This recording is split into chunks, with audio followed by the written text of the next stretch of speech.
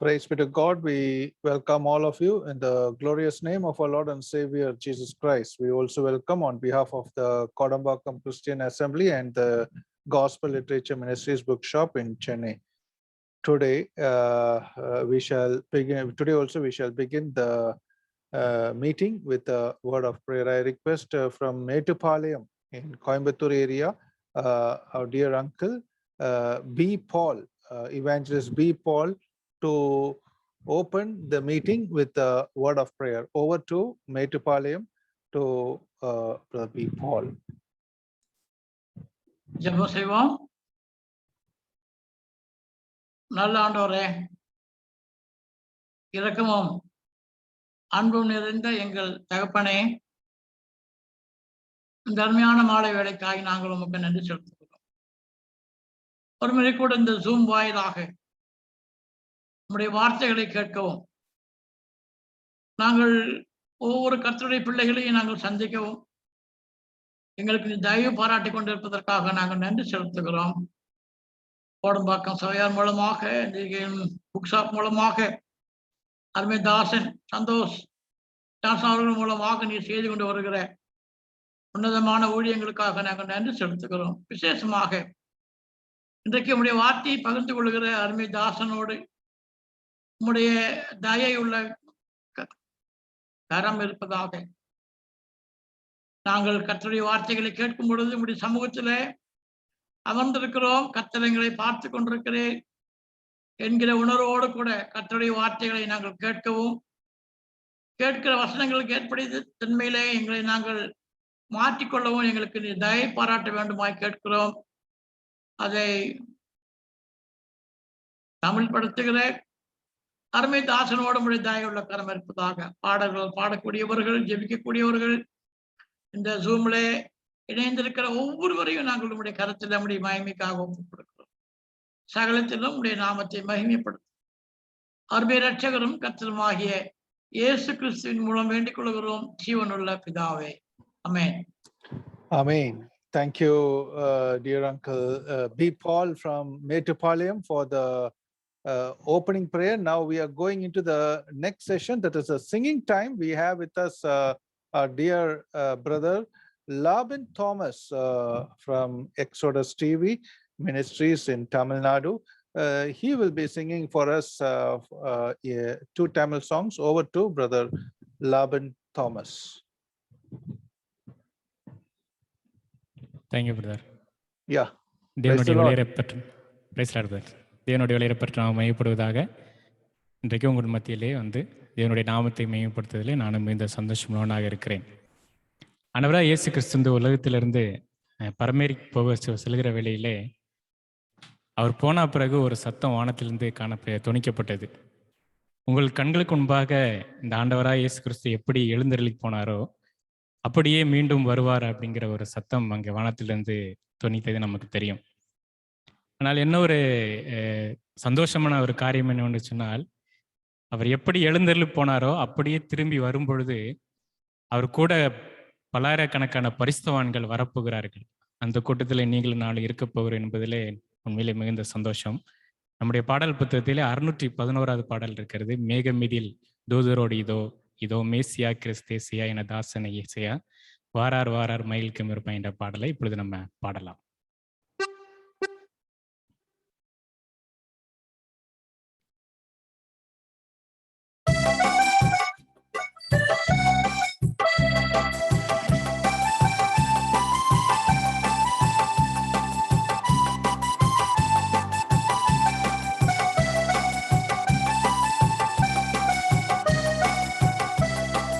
மேகமீதில் தூதரோடிதோ இதோ மேகமீதில் தூதரோடிதோ இதோ மேசியா கிறிஸ்தேசையா என தாசனேசையா மேசியா கிறிஸ்தேசையா என தாசனேசையா வாரார் வாரார் மகிழ் கம்பீரமாய் வாரார் வாரார் மகிழ் கம்பீரமாய்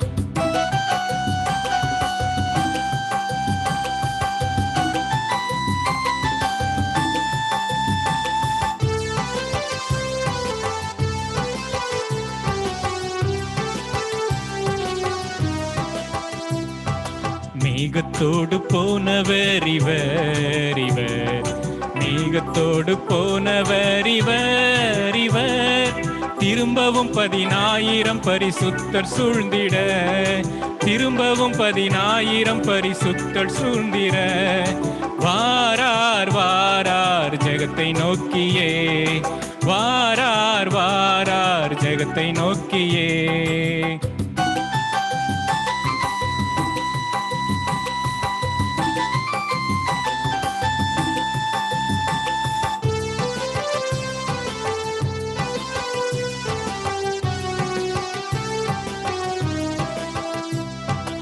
ஆரவாரம் கேட்குதே அதோ அதோ, ஆரவாரம் கேட்குதே அதோ அதோ, ஆட்டுக்குட்டியின் பாட்டோட காலம் அதில் தோணிக்குதே, ஆட்டுக்குட்டியின் பாட்டோட காலம் அதில் தோணிக்குதே, வாரார் வாரார் நோக்கியே, வாரார் வாரார் ஜெகத்தை நோக்கியே.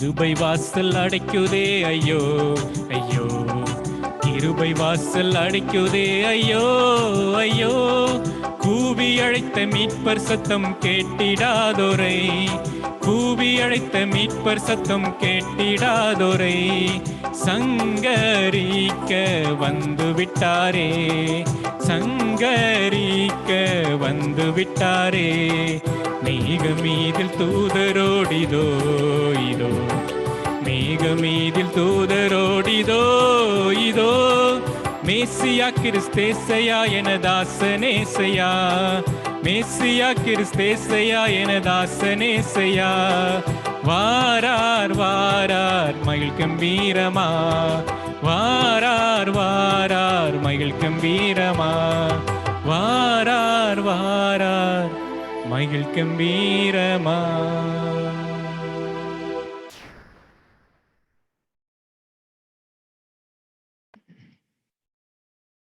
நம்ம அடுத்து 2வது பாடலாக எப்பொழுதுமே நம்முடைய வாழ்விலே மறக்க முடியாத ஒரு நிகழ்வு இருக்கிறது. அது ஒவ்வொரு கிறிஸ்துவை அறிந்தவனுக்கும் அது தன்னுடைய வாழ்நாளிலே மறக்க முடியாத ஒரு நிகழ்வு. அதுதான் கல்வாரி அந்த மாமலை. அந்த கல்வாரி மாமலை என்று நம்ம சொல்லும் பொழுது நம்முடைய கண்களுக்கு முன்பாக அநேக காட்சிகள் எப்பொழுதுமே வந்து போய் கொண்டிருக்க ஒரு நிலைமையில் தான் நாம் வாழ்ந்து கொண்டிருக்கிறோம். ஏனென்று சொன்னால் அந்த நிகழ்வுக்கு ஈடாக வேறு எதையுமே நம்ம ஒப்பிட்டு நம்ம பார்க்கவும் முடியாது. நம்முடைய வாழ்க்கையிலே அதன் மூலமாக நான் பெற்ற ஆசீர்வாதங்கள் நித்திய வரைக்கும் எப்பொழுதுமே நம்ம கூட வந்து கொண்டே இருக்கும். அவை அந்த ஒரு கோரமான காட்சிகளை நினைவு கூறும்படியான ஒரு பாடல், கல்வாரி மாமலை யோரும் கொடுங்கோர காட்சி கண்டேன் என்ற பாடலை இப்பொழுது நம்ம பாடலாம்.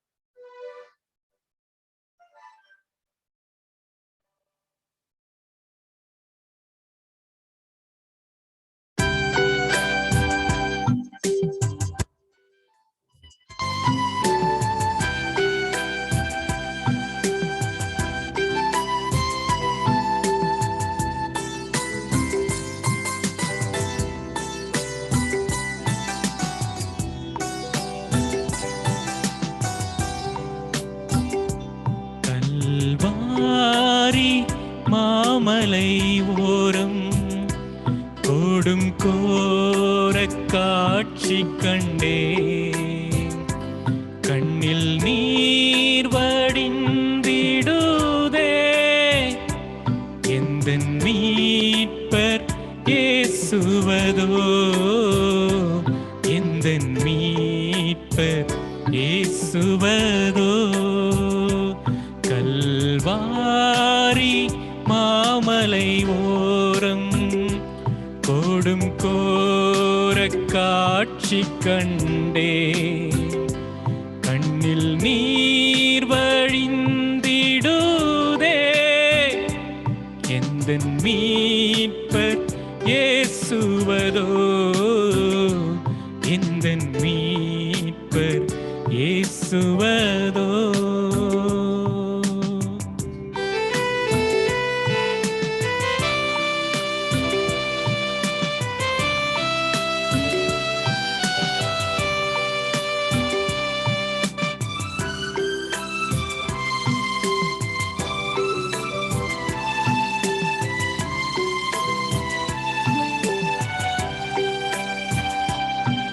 எருசலேமின் வீதிகளில் இரத்த வெள்ளம் கோலமிட, எருசலேமின் வீதிகளில் இரத்த வெள்ளம் கோலமிட, திருக்கோலம் நிந்தனையால் ஒரு குலைந்து சென்றனரே. திருக்கோலம் நிந்தனையால் ஒரு குலைந்து சென்றனரே, ஒரு குலைந்து சென்றனரே. கல்வாரி மாமலை ஓரம் கொடும் கோர காட்சி கண்டே, கண்ணில் நீர் வடிந்திடுதே. எந்தன் மீட்பர் இயேசுவதோ, எந்தன் மீட்பர் இயேசுவதோ.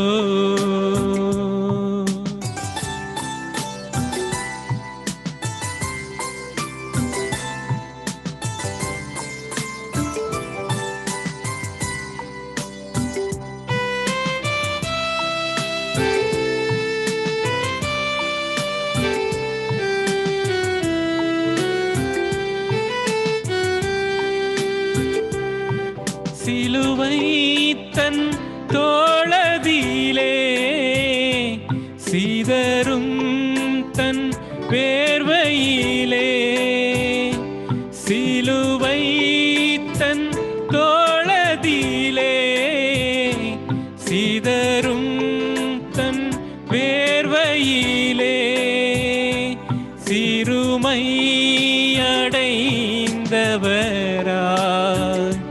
நிந்தனை பல சகித்தார். சிறுமை அடைந்தவராய் நிந்தனை பல சகித்தார். நிந்தனை நமக்காய் சகித்தார். கல்வாரி மாமலை ஓரம் கொடும் கோர காட்சி கண்டே, கண்ணில் நீர் வடிந்திடுதே. எந்தன் மீட்பர் இயேசுவதோ, எந்தன் மீட்பர் இயேசுவதோ, எந்தன் மீட்பர் இயேசுவதோ.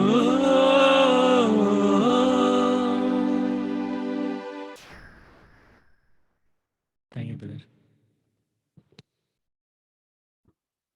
Praise be to God. Two melodious and blessed songs. We can only think about the Calvary, the epitome of all things, where time is divided before him and after him, where the salvation for man is in full blossom, fully attained, where the love of God is fully seen at Calvary. So what a wonderful song. Thank you, Brother Laban Thomas, for having sang that blessed song for us. It's not only melodious, but it is so meaningful. May the good Lord continue to use you in the days to come for the glory of God. And we once again welcome all of you in the glorious name of our Lord and Savior Jesus Christ. We also welcome on behalf of the Kodambakkam Christian Brethren Assembly and the GLM Gospel Literature Ministries Bookshop in Chennai, which is going on for the past almost 17 years. Today and day after tomorrow, God willing, we have with us the eminent preacher and teacher, our dear Achayan, or I can tell blessed evangelist in the Lord, Brother P.S. Tamban, from Rani, Kerala, to be speaking with us among this Kodambakam Zoom Bible Study meeting. This is the 312th Kodambakam Zoom Bible Study meeting. God has been immensely gracious to conduct every day. Only Saturday and Sunday has been left out. All the other days in the week, from Monday to Friday, we were able to continue with this Bible study meetings, and we praise God for what God is doing through various preachers, with translators, singers, and participants and prayers made. We praise God for all the dear ones across time for the more than a year. All of you have been part of this Kodambakam Zoom Bible study meeting. We praise God for that. Today we have with us, of course, I told to you all that we all know it is Evangelist P.S. Thamban, blessed speaker. We all know, I need not talk about that or tell you about that, but still, it is my duty and my responsibility to introduce him to you all. So I'm very extremely and exceedingly glad to have with us all this evening time Evangelist P.S. Thamban, and he will be taking from the topic, the second advent of our Lord Jesus Christ. So that is what Brother Laban Thomas had sang about his coming. So may God continue to use us as we listen in the strength of the Spirit this evening time about the message Bible study that's going to be taken. Also, we have with us an eminent Malayalam to Tamil translator and preacher, Evangelist Vivekanand from Madurai, and our dear brother, I thank him also for immediately accepting our invitation and come to this evening time. We praise God for him. May God continue to use him in the days to come for his glory.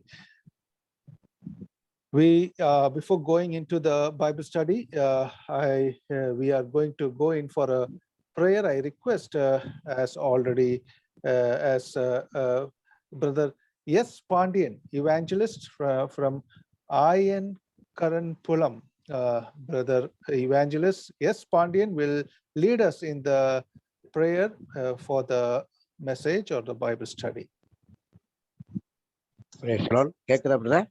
கேக்குதுங்க. Brace பண்ணலாம். துதிகளின் மத்தியிலே வாசம் செய்யக்கூடிய எங்கள் பரலோக பரமபிதாவே, உம்முடைய குமாரனாகிய ஆண்டவராகிய இயேசு கிறிஸ்துவின் உன்னதமான நாமத்தினாலே உம்முடைய சன்னிதானத்திலே இந்த ஜூம் மூலியமாக இணையமடியாக கர்த்தாவே நீ கொடுத்த கிருபைக்காக நன்றி செலுத்துகிறோம்.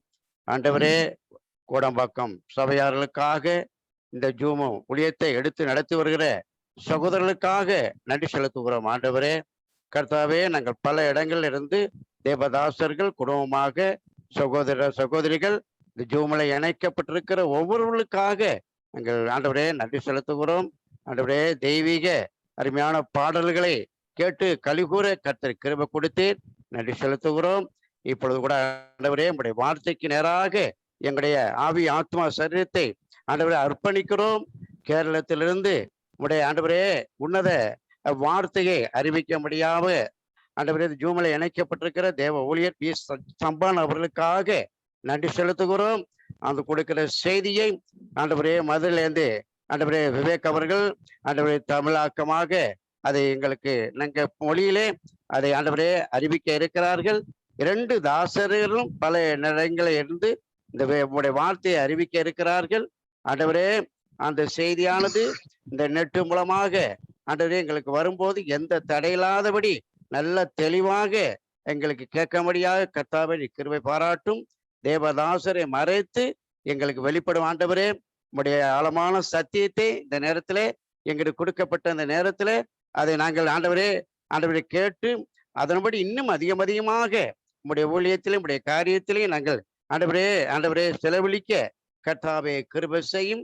இந்த ஜூம் மூலமா இணைக்கப்பட்டிருக்கிற ஒவ்வொரு குடும்பங்களையும் ஆசீர்வதிப்பதாக ஆண்டவரே எங்களுக்கு கொடுக்கிற செய்தியை ஆசீர்வித்தார். துவக்கம் விடிய மட்டுமா பிரசனம் மூடி மறைத்துக் கொள்வீராக. துதி கன மகிமை எல்லாம் செலுத்தி கர்த்தராகிய இயேசு கிறிஸ்து மூலம் வேண்டிக் கொள்கிறோம் எங்கள் பரிசுத்தமுள்ள பரமபிதாவே. ஆமென். Amen. Thank you, Brother S. Pandian from Ayakaran Pulam in Nagapatnam. We praise God for the prayer. Now we are going into the Bible study. Over to Evangelist P.S. Tamban from Rani, Kerala, and to Evangelist Vivek Anand from Madurai.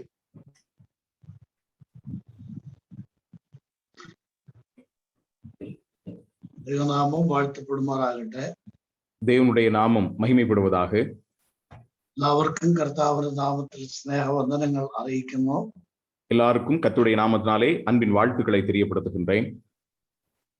ഇന്ന് ചെറിയ തടസ്സം ഈ ശുശ്രൂഷയ്ക്ക് ഉണ്ടായിട്ടുണ്ട്. இன்றைக்கு ஒரு சிறிய தடங்கள் இந்த ஊழியத்திற்கு ஏற்பட்டது. എന്റെ നെറ്റ് കവറേജിന് കാര്യമായ പ്രോബ്ലം സംഭവിച്ചിട്ടുണ്ട്. என்னுடைய இணையதள இணைப்பிற்கு சற்று பிரச்சனை ஏற்பட்டிருக்கிறது.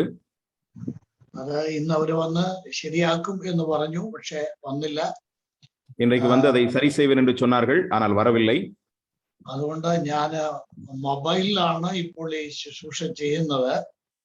ஆகவே நான் இப்பொழுது மொபைல் மூலமாக இந்த ஊழியத்தை இப்பொழுது நிறைவேற்றிக் கொண்டிருக்கிறேன். എല്ലാരെയും കാണാൻ സാധിക്കുന്നില്ല, എന്തെങ്കിലും തടസ്സം നേരിടുമോ എന്ന് എനിക്ക് സംശയമുണ്ട്. எல்லாரையும் காண முடியுமோ அல்லது ஏதாவது தடை ஏற்படுமோ என்கிற சந்தேகம் எனக்கு ஏற்பட்டிருந்தது. ഇപ്പോഴെന്തായാലും ശബ്ദം ക്ലിയർ ആണെന്ന് ഞാൻ പ്രതീക്ഷിക്കുന്നു. இப்பொழுது என்னுடைய சத்தம் தெளிவாக இருக்கிறது என்று நான் நம்புகிறேன். ആണോ? Okay uncle. നമ്മുടെ കർത്താവായ യേശു ക്രിസ്തുവിന്റെ പുനരാഗമനം, രണ്ടാം വരവ് എന്നുള്ളതാണ് നമ്മൾ ചിന്തിക്കാനായിട്ട് ആഗ്രഹിക്കുന്നത്. ഈ പ്രധാനമായിട്ടും ഈ രണ്ട് ക്ലാസ്സുകളിലും ചിന്തിക്കാൻ ആഗ്രഹിക്കുന്നത്. நம்முடைய கர்த்தராகிய இயேசு கிறிஸ்துவினுடைய இரண்டாம் வருகை என்கிறதான காரியத்தை தான் இந்த இரண்டு வகுப்புகளிலே நான் சிந்திக்க வேண்டும் என்று விரும்புகின்றேன். രണ്ട് ക്ലാസ്സുകൾ കൊണ്ട് അവസാനിക്കുന്നതല്ല എങ്കിലും പരമാവധി നമ്മൾക്ക് ചിന്തിക്കാവുന്നത്ര കാര്യങ്ങൾ ധ്യാനിക്കാം എന്ന് വിചാരിക്കുക. இரண்டு வகுப்புகளில் கொண்டு இதை முழுமையாக நிறைவு செய்ய முடியவில்லை என்று சொன்னாலும் இந்த ரெண்டு வகுப்புகளிலே கூடுமான வரைக்கும் இதை சிந்திக்கலாம் என்று நான் நினைக்கின்றேன். ഇതൊരു പ്രസംഗമല്ല, ക്ലാസ് ആയതുകൊണ്ട് ഒരു പ്രസംഗത്തിന്റെ ആസ്വാദ്യത ഉണ്ടാവില്ല. അത് നിങ്ങൾ മാപ്പാക്കണം എന്ന് ഞാൻ അഭ്യർത്ഥിക്കുന്നു. இது ஒரு பிரசங்கம் அல்ல, இது ஒரு வேதபாட வகுப்பாக இருக்கிறபடினாலே ஒரு பிரசங்கத்தின் ரீதி காணப்படாது. ஆகவே அதற்குரியதான ஒரு பொறுத்து கொள்ளும்படியான காரியத்தையும் நான் இப்பொழுது உங்களிடத்திலே கேட்டுக்கொள்கின்றேன். നമ്മുടെ കർത്താവായ യേശു ക്രിസ്തുവിന്റെ മടങ്ങിവരവാണ് ക്രൈസ്തവ വിശ്വാസത്തിന്റെ ഏറ്റവും അടിസ്ഥാന വിശ്വാസങ്ങളിൽ പ്രധാനപ്പെട്ടത്. நம்முடைய கர்த்தராகிய இயேசு கிறிஸ்துவினுடைய திரும்பி வருதல் என்பதுதான் கிறிஸ்தவ விசுவாசத்தினுடைய அடிப்படையிலே மிக முக்கியமான ஒன்றாக இருக்கின்றது. അങ്ങനെ ഒരു പ്രത്യാശ നമ്മുടെ മുമ്പിൽ ഉണ്ടായിരുന്നില്ലെങ്കിൽ നമ്മൾ ആരും രക്ഷിക്കപ്പെടുമായിരുന്നില്ല. அப்படிப்பட்டதான ஒரு நம்பிக்கை நமக்கு இல்லை என்று சொன்னால் நம்மில் யாரும் நாம் ரட்சிக்கப்பட்டவர்களாக அல்லது ரட்சிக்கப்படுகிறவர்களாக இருந்திருக்க மாட்டோம். നമ്മൾ കർത്താവായ യേശു ക്രിസ്തുവിനെ ജീവിതത്തിലേക്ക് അംഗീകരിച്ച് രക്ഷിക്കപ്പെടാൻ ഉണ്ടായ കാരണം, நாம் கர்த்தராகிய இயேசு கிறிஸ்துவை உள்ளத்திலே ஏற்றுக்கொண்டு ரட்சிக்கப்படுவதற்கு காரணம், യേശു ക്രിസ്തു മടങ്ങി വരും, കർത്താവ് നമ്മളെ ചേർക്കും, നമ്മൾ കർത്താവിനോട് കൂടെ വാഴും എന്ന ആ പ്രത്യാശയുള്ളത് കൊണ്ടാണ്. இயேசு கிறிஸ்து திரும்பி வருவார், நம்மை சேர்ப்பார், நாம் அவரோடு கூட இருக்க போகிறோம் என்கிற அந்த நம்பிக்கையின் நிமித்தமாகத்தான். നമ്മൾ മരിച്ചാലും നമ്മുടെ കർത്താവ് നമ്മളെ ഉയർത്തെഴുന്നേൽപ്പിക്കും, യേശു കർത്താവിനോടുകൂടെ നാം എടുക്കപ്പെടും എന്ന പ്രത്യാശയാണ് നാം രക്ഷിക്കപ്പെടാൻ നിദാനമായി കാരണമായി തീർന്ന അടിസ്ഥാനപരമായ വസ്തുത. நாம் மரித்தாலும் ஆண்டவர் நம்மை உயிர்ப்பிப்பார், கர்த்தராகிய இயேசு கிறிஸ்துவோடு கூட நாம் இருப்போம் என்கிறதான அந்த நம்பிக்கைதான் நாம் ரட்சிக்கப்படுவதற்கு அடிப்படையான காரணமாக அமைந்திருக்கிறது. നമ്മുടെ ദൈവവചനത്തിൽ നിന്ന് നമ്മൾ മനസ്സിലാക്കുന്ന ഒരു കാര്യമാണ്, കൃപയാൽ വിശ്വാസത്താലാണ് നമ്മൾ രക്ഷിക്കപ്പെട്ടിരിക്കുന്നത്. நாம் தேவனுடைய வசனத்திலிருந்து புரிந்து கொள்கிறோம், கிருபையினாலே விசுவாசத்தை கொண்டு நாம் ரட்சிக்கப்பட்டிருக்கின்றோம். അത് നമ്മുടെ അനുഭവമാണ്, அது நம்முடைய அனுபவமாக இருக்கிறது. എന്നാൽ പ്രത്യാശയാലാണ് നമ്മൾ രക്ഷിക്കപ്പെട്ടിരിക്കുന്നത് എന്നും ദൈവവചനം പറയുന്നു. ஆனாலும் கூட நாம் நம்முடைய நம்பிக்கையினாலும் கூட நாம் ரட்சிக்கப்பட்டவர்களாக இருக்கிறோம். പലരും ഇങ്ങനെ ഒരു വാക്യം ബൈബിളിൽ ഉണ്ടോ എന്ന് തന്നെ സംശയിക്കുന്നുണ്ട്. അനേകർ പ്രത്യാശയാലല്ലോ നാം രക്ഷിക്കപ്പെട്ടിരിക്കുന്നത്. நம்பிக்கையினாலே அல்லது எதிர்பார்ப்பினாலே அல்லவோ நாம் ரட்சிக்கப்பட்டிருக்கிறோம் என்கிறதான ஒரு வாக்கியம். റോമർക്ക് എഴുതിയ ലേഖനം 8-ാം അധ്യായത്തിന്റെ 24-ാം വാക്യത്തിലാണ് പൗലോസ് അപ്പോസ്തലൻ അത് രേഖപ്പെടുത്തിയിരിക്കുന്നത്. ரோமருக்கு 8:24. ரோமருக்கு எழுதின நிருபம் 8-ஆம் அதிகாரத்தினுடைய 24வது வசனத்திலே அப்போஸ்தலனாகிய பவுல் அதை குறித்து எழுதி இருக்கின்றார். പ്രത്യാശയാലല്ലോ നാം രക്ഷിക്കപ്പെട്ടിരിക്കുന്നത്. ரட்சிக்கப்பட்டிருக்கின்றோம். പ്രത്യാശയാലാണ് നാം രക്ഷിക്കപ്പെട്ടിരിക്കുന്നത്. அந்த നമ്പിക്കയിനാലേ நாம் ரட்சிக்கப்பட்டிருக்கின்றோம். അപ്പോൾ നമ്മൾ രക്ഷിക്കപ്പെടാനുള്ള ഇവിടെ നമ്മൾ ജനിച്ചു, ജീവിച്ചു, മരിച്ചു, അതോടുകൂടെ അവസാനിക്കുകയായിരുന്നെങ്കിൽ നമ്മൾ ആരും ഈ യേശു കർത്താവിനെ ജീവിതത്തിലേക്ക് അംഗീകരിക്കുമായിരുന്നില്ല. நாம் இங்கே பிறந்தோம், வாழ்ந்தோம், மரித்தோம், அதோடு கூட நம்முடைய வாழ்க்கை முற்று பெறுகிறது என்று சொன்னால் நம்மிலே யாரும் இந்த இயேசு கிறிஸ்துவை உள்ளத்திலே ஏற்றுக்கொண்டிருக்க மாட்டோம். നാം രക്ഷിക്കപ്പെട്ടിരിക്കുന്ന ഈ അനുഗ്രഹീതമായ പ്രത്യാശ കൊണ്ടാണ്.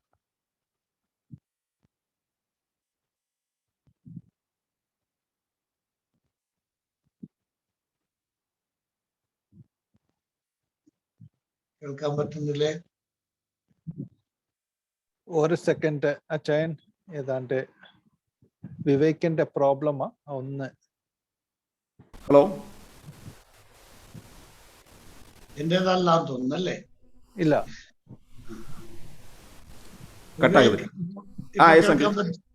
കേൾക്കാം. അനുഗ്രഹീതമായ പ്രത്യാശയാണ് നമ്മൾ രക്ഷിക്കപ്പെടുവാനുണ്ടായ കാരണം. ஆசீர்வதிக்கப்பட்டதான இந்த நம்பிக்கை தான் நாம் ரட்சிக்கப்படுகிறதற்கு காரணமாக இருக்கின்றது. അതുകൊണ്ടാണ് ഞാൻ പറഞ്ഞത് ക്രൈസ്തവ വിശ്വാസത്തിന്റെ ഏറ്റവും അടിസ്ഥാന പ്രമാണമാണ് യേശു കർത്താവിന്റെ പുനരാഗമനം, കർത്താവായ യേശു ക്രിസ്തുവിന്റെ മടങ്ങിവരവ് എന്നുള്ളത്. ஆகவேதான் கிறிஸ்தவ விசுவாசத்தினுடைய அடிப்படை காரணம் என்று சொல்லுகிறது கர்த்தராகிய இயேசு கிறிஸ்துவினுடைய திரும்பி வருதல், இரண்டாம் வருகை என்பதாகும். ബൈബിൾ ആരംഭിക്കുന്നതും അവസാനിക്കുന്നതും യേശു ക്രിസ്തുവിന്റെ വരവിനെ കുറിച്ച് പറഞ്ഞുകൊണ്ടാണ്. வேத புத்தகம் துவங்குகிறது கர்த்தராகிய இயேசு கிறிஸ்துவினுடைய வருகை குறித்து சொல்லிதான். ബൈബിൾ അവസാനിക്കുന്നതും യേശു ക്രിസ്തുവിന്റെ വരവിനെ കുറിച്ച് പറഞ്ഞുകൊണ്ടാണ്. வேத புத்தகம் நிறைவு பெறுகிறதும் கர்த்தராகிய இயேசு கிறிஸ்துவினுடைய வருகை குறித்து சொல்லிதான். ഉൽപ്പത്തി പുസ്തകം 3-ാം അധ്യായത്തിന്റെ 15-ാം വാക്യത്തിലാണ് ഒന്നാം വരവിനെ കുറിച്ച് നമ്മൾ കാണുന്നത്. ஆதியாகமம் புத்தகம் 3-ஆம் அதிகாரத்தினுடைய 15வது வசனத்திலே அவருடைய முதலாவது வருகை குறித்து நாம் வாசிக்கின்றோம். സ്ത്രീയുടെ സന്തതി സർപ്പത്തിന്റെ തല തകർക്കുവാൻ വരും എന്ന് ആദം ഹൗവമാരോട് പിതാവായ ദൈവം പാമ്പിനെ ശപിക്കുമ്പോൾ ദൈവം പറയുന്നതായിട്ട് നാം വായിക്കും. ஸ்திரீயினுடைய சந்ததி அல்லது ஸ்திரீயின் வித்து சர்ப்பத்தின் தலையை நசுக்குவார் என்று சொல்லி அங்கே சர்ப்பத்தை ஆண்டவர் சபிக்கக்கூடியதான அந்த சந்தர்ப்பத்திலே ஆதாம் ஏவாளிடத்திலே பிதாவாகிய தேவன் சொல்லுகிறதை நாம் அங்கே பார்க்க முடியும். அது യേശു ക്രിസ്തുവിന്റെ ഒന്നാമത്തെ വരവാണ്. அது இயேசு கிறிஸ்துவினுடைய முதலாவது வருகை.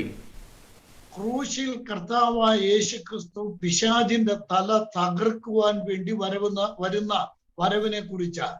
சிலுவையிலே கர்த்தராகிய இயேசு கிறிஸ்து அங்கே பிசாசின் தலையை நசுக்கும்படியாக வருகிற வருகை குறித்து அங்கே சொல்லப்பட்டிருக்கிறது.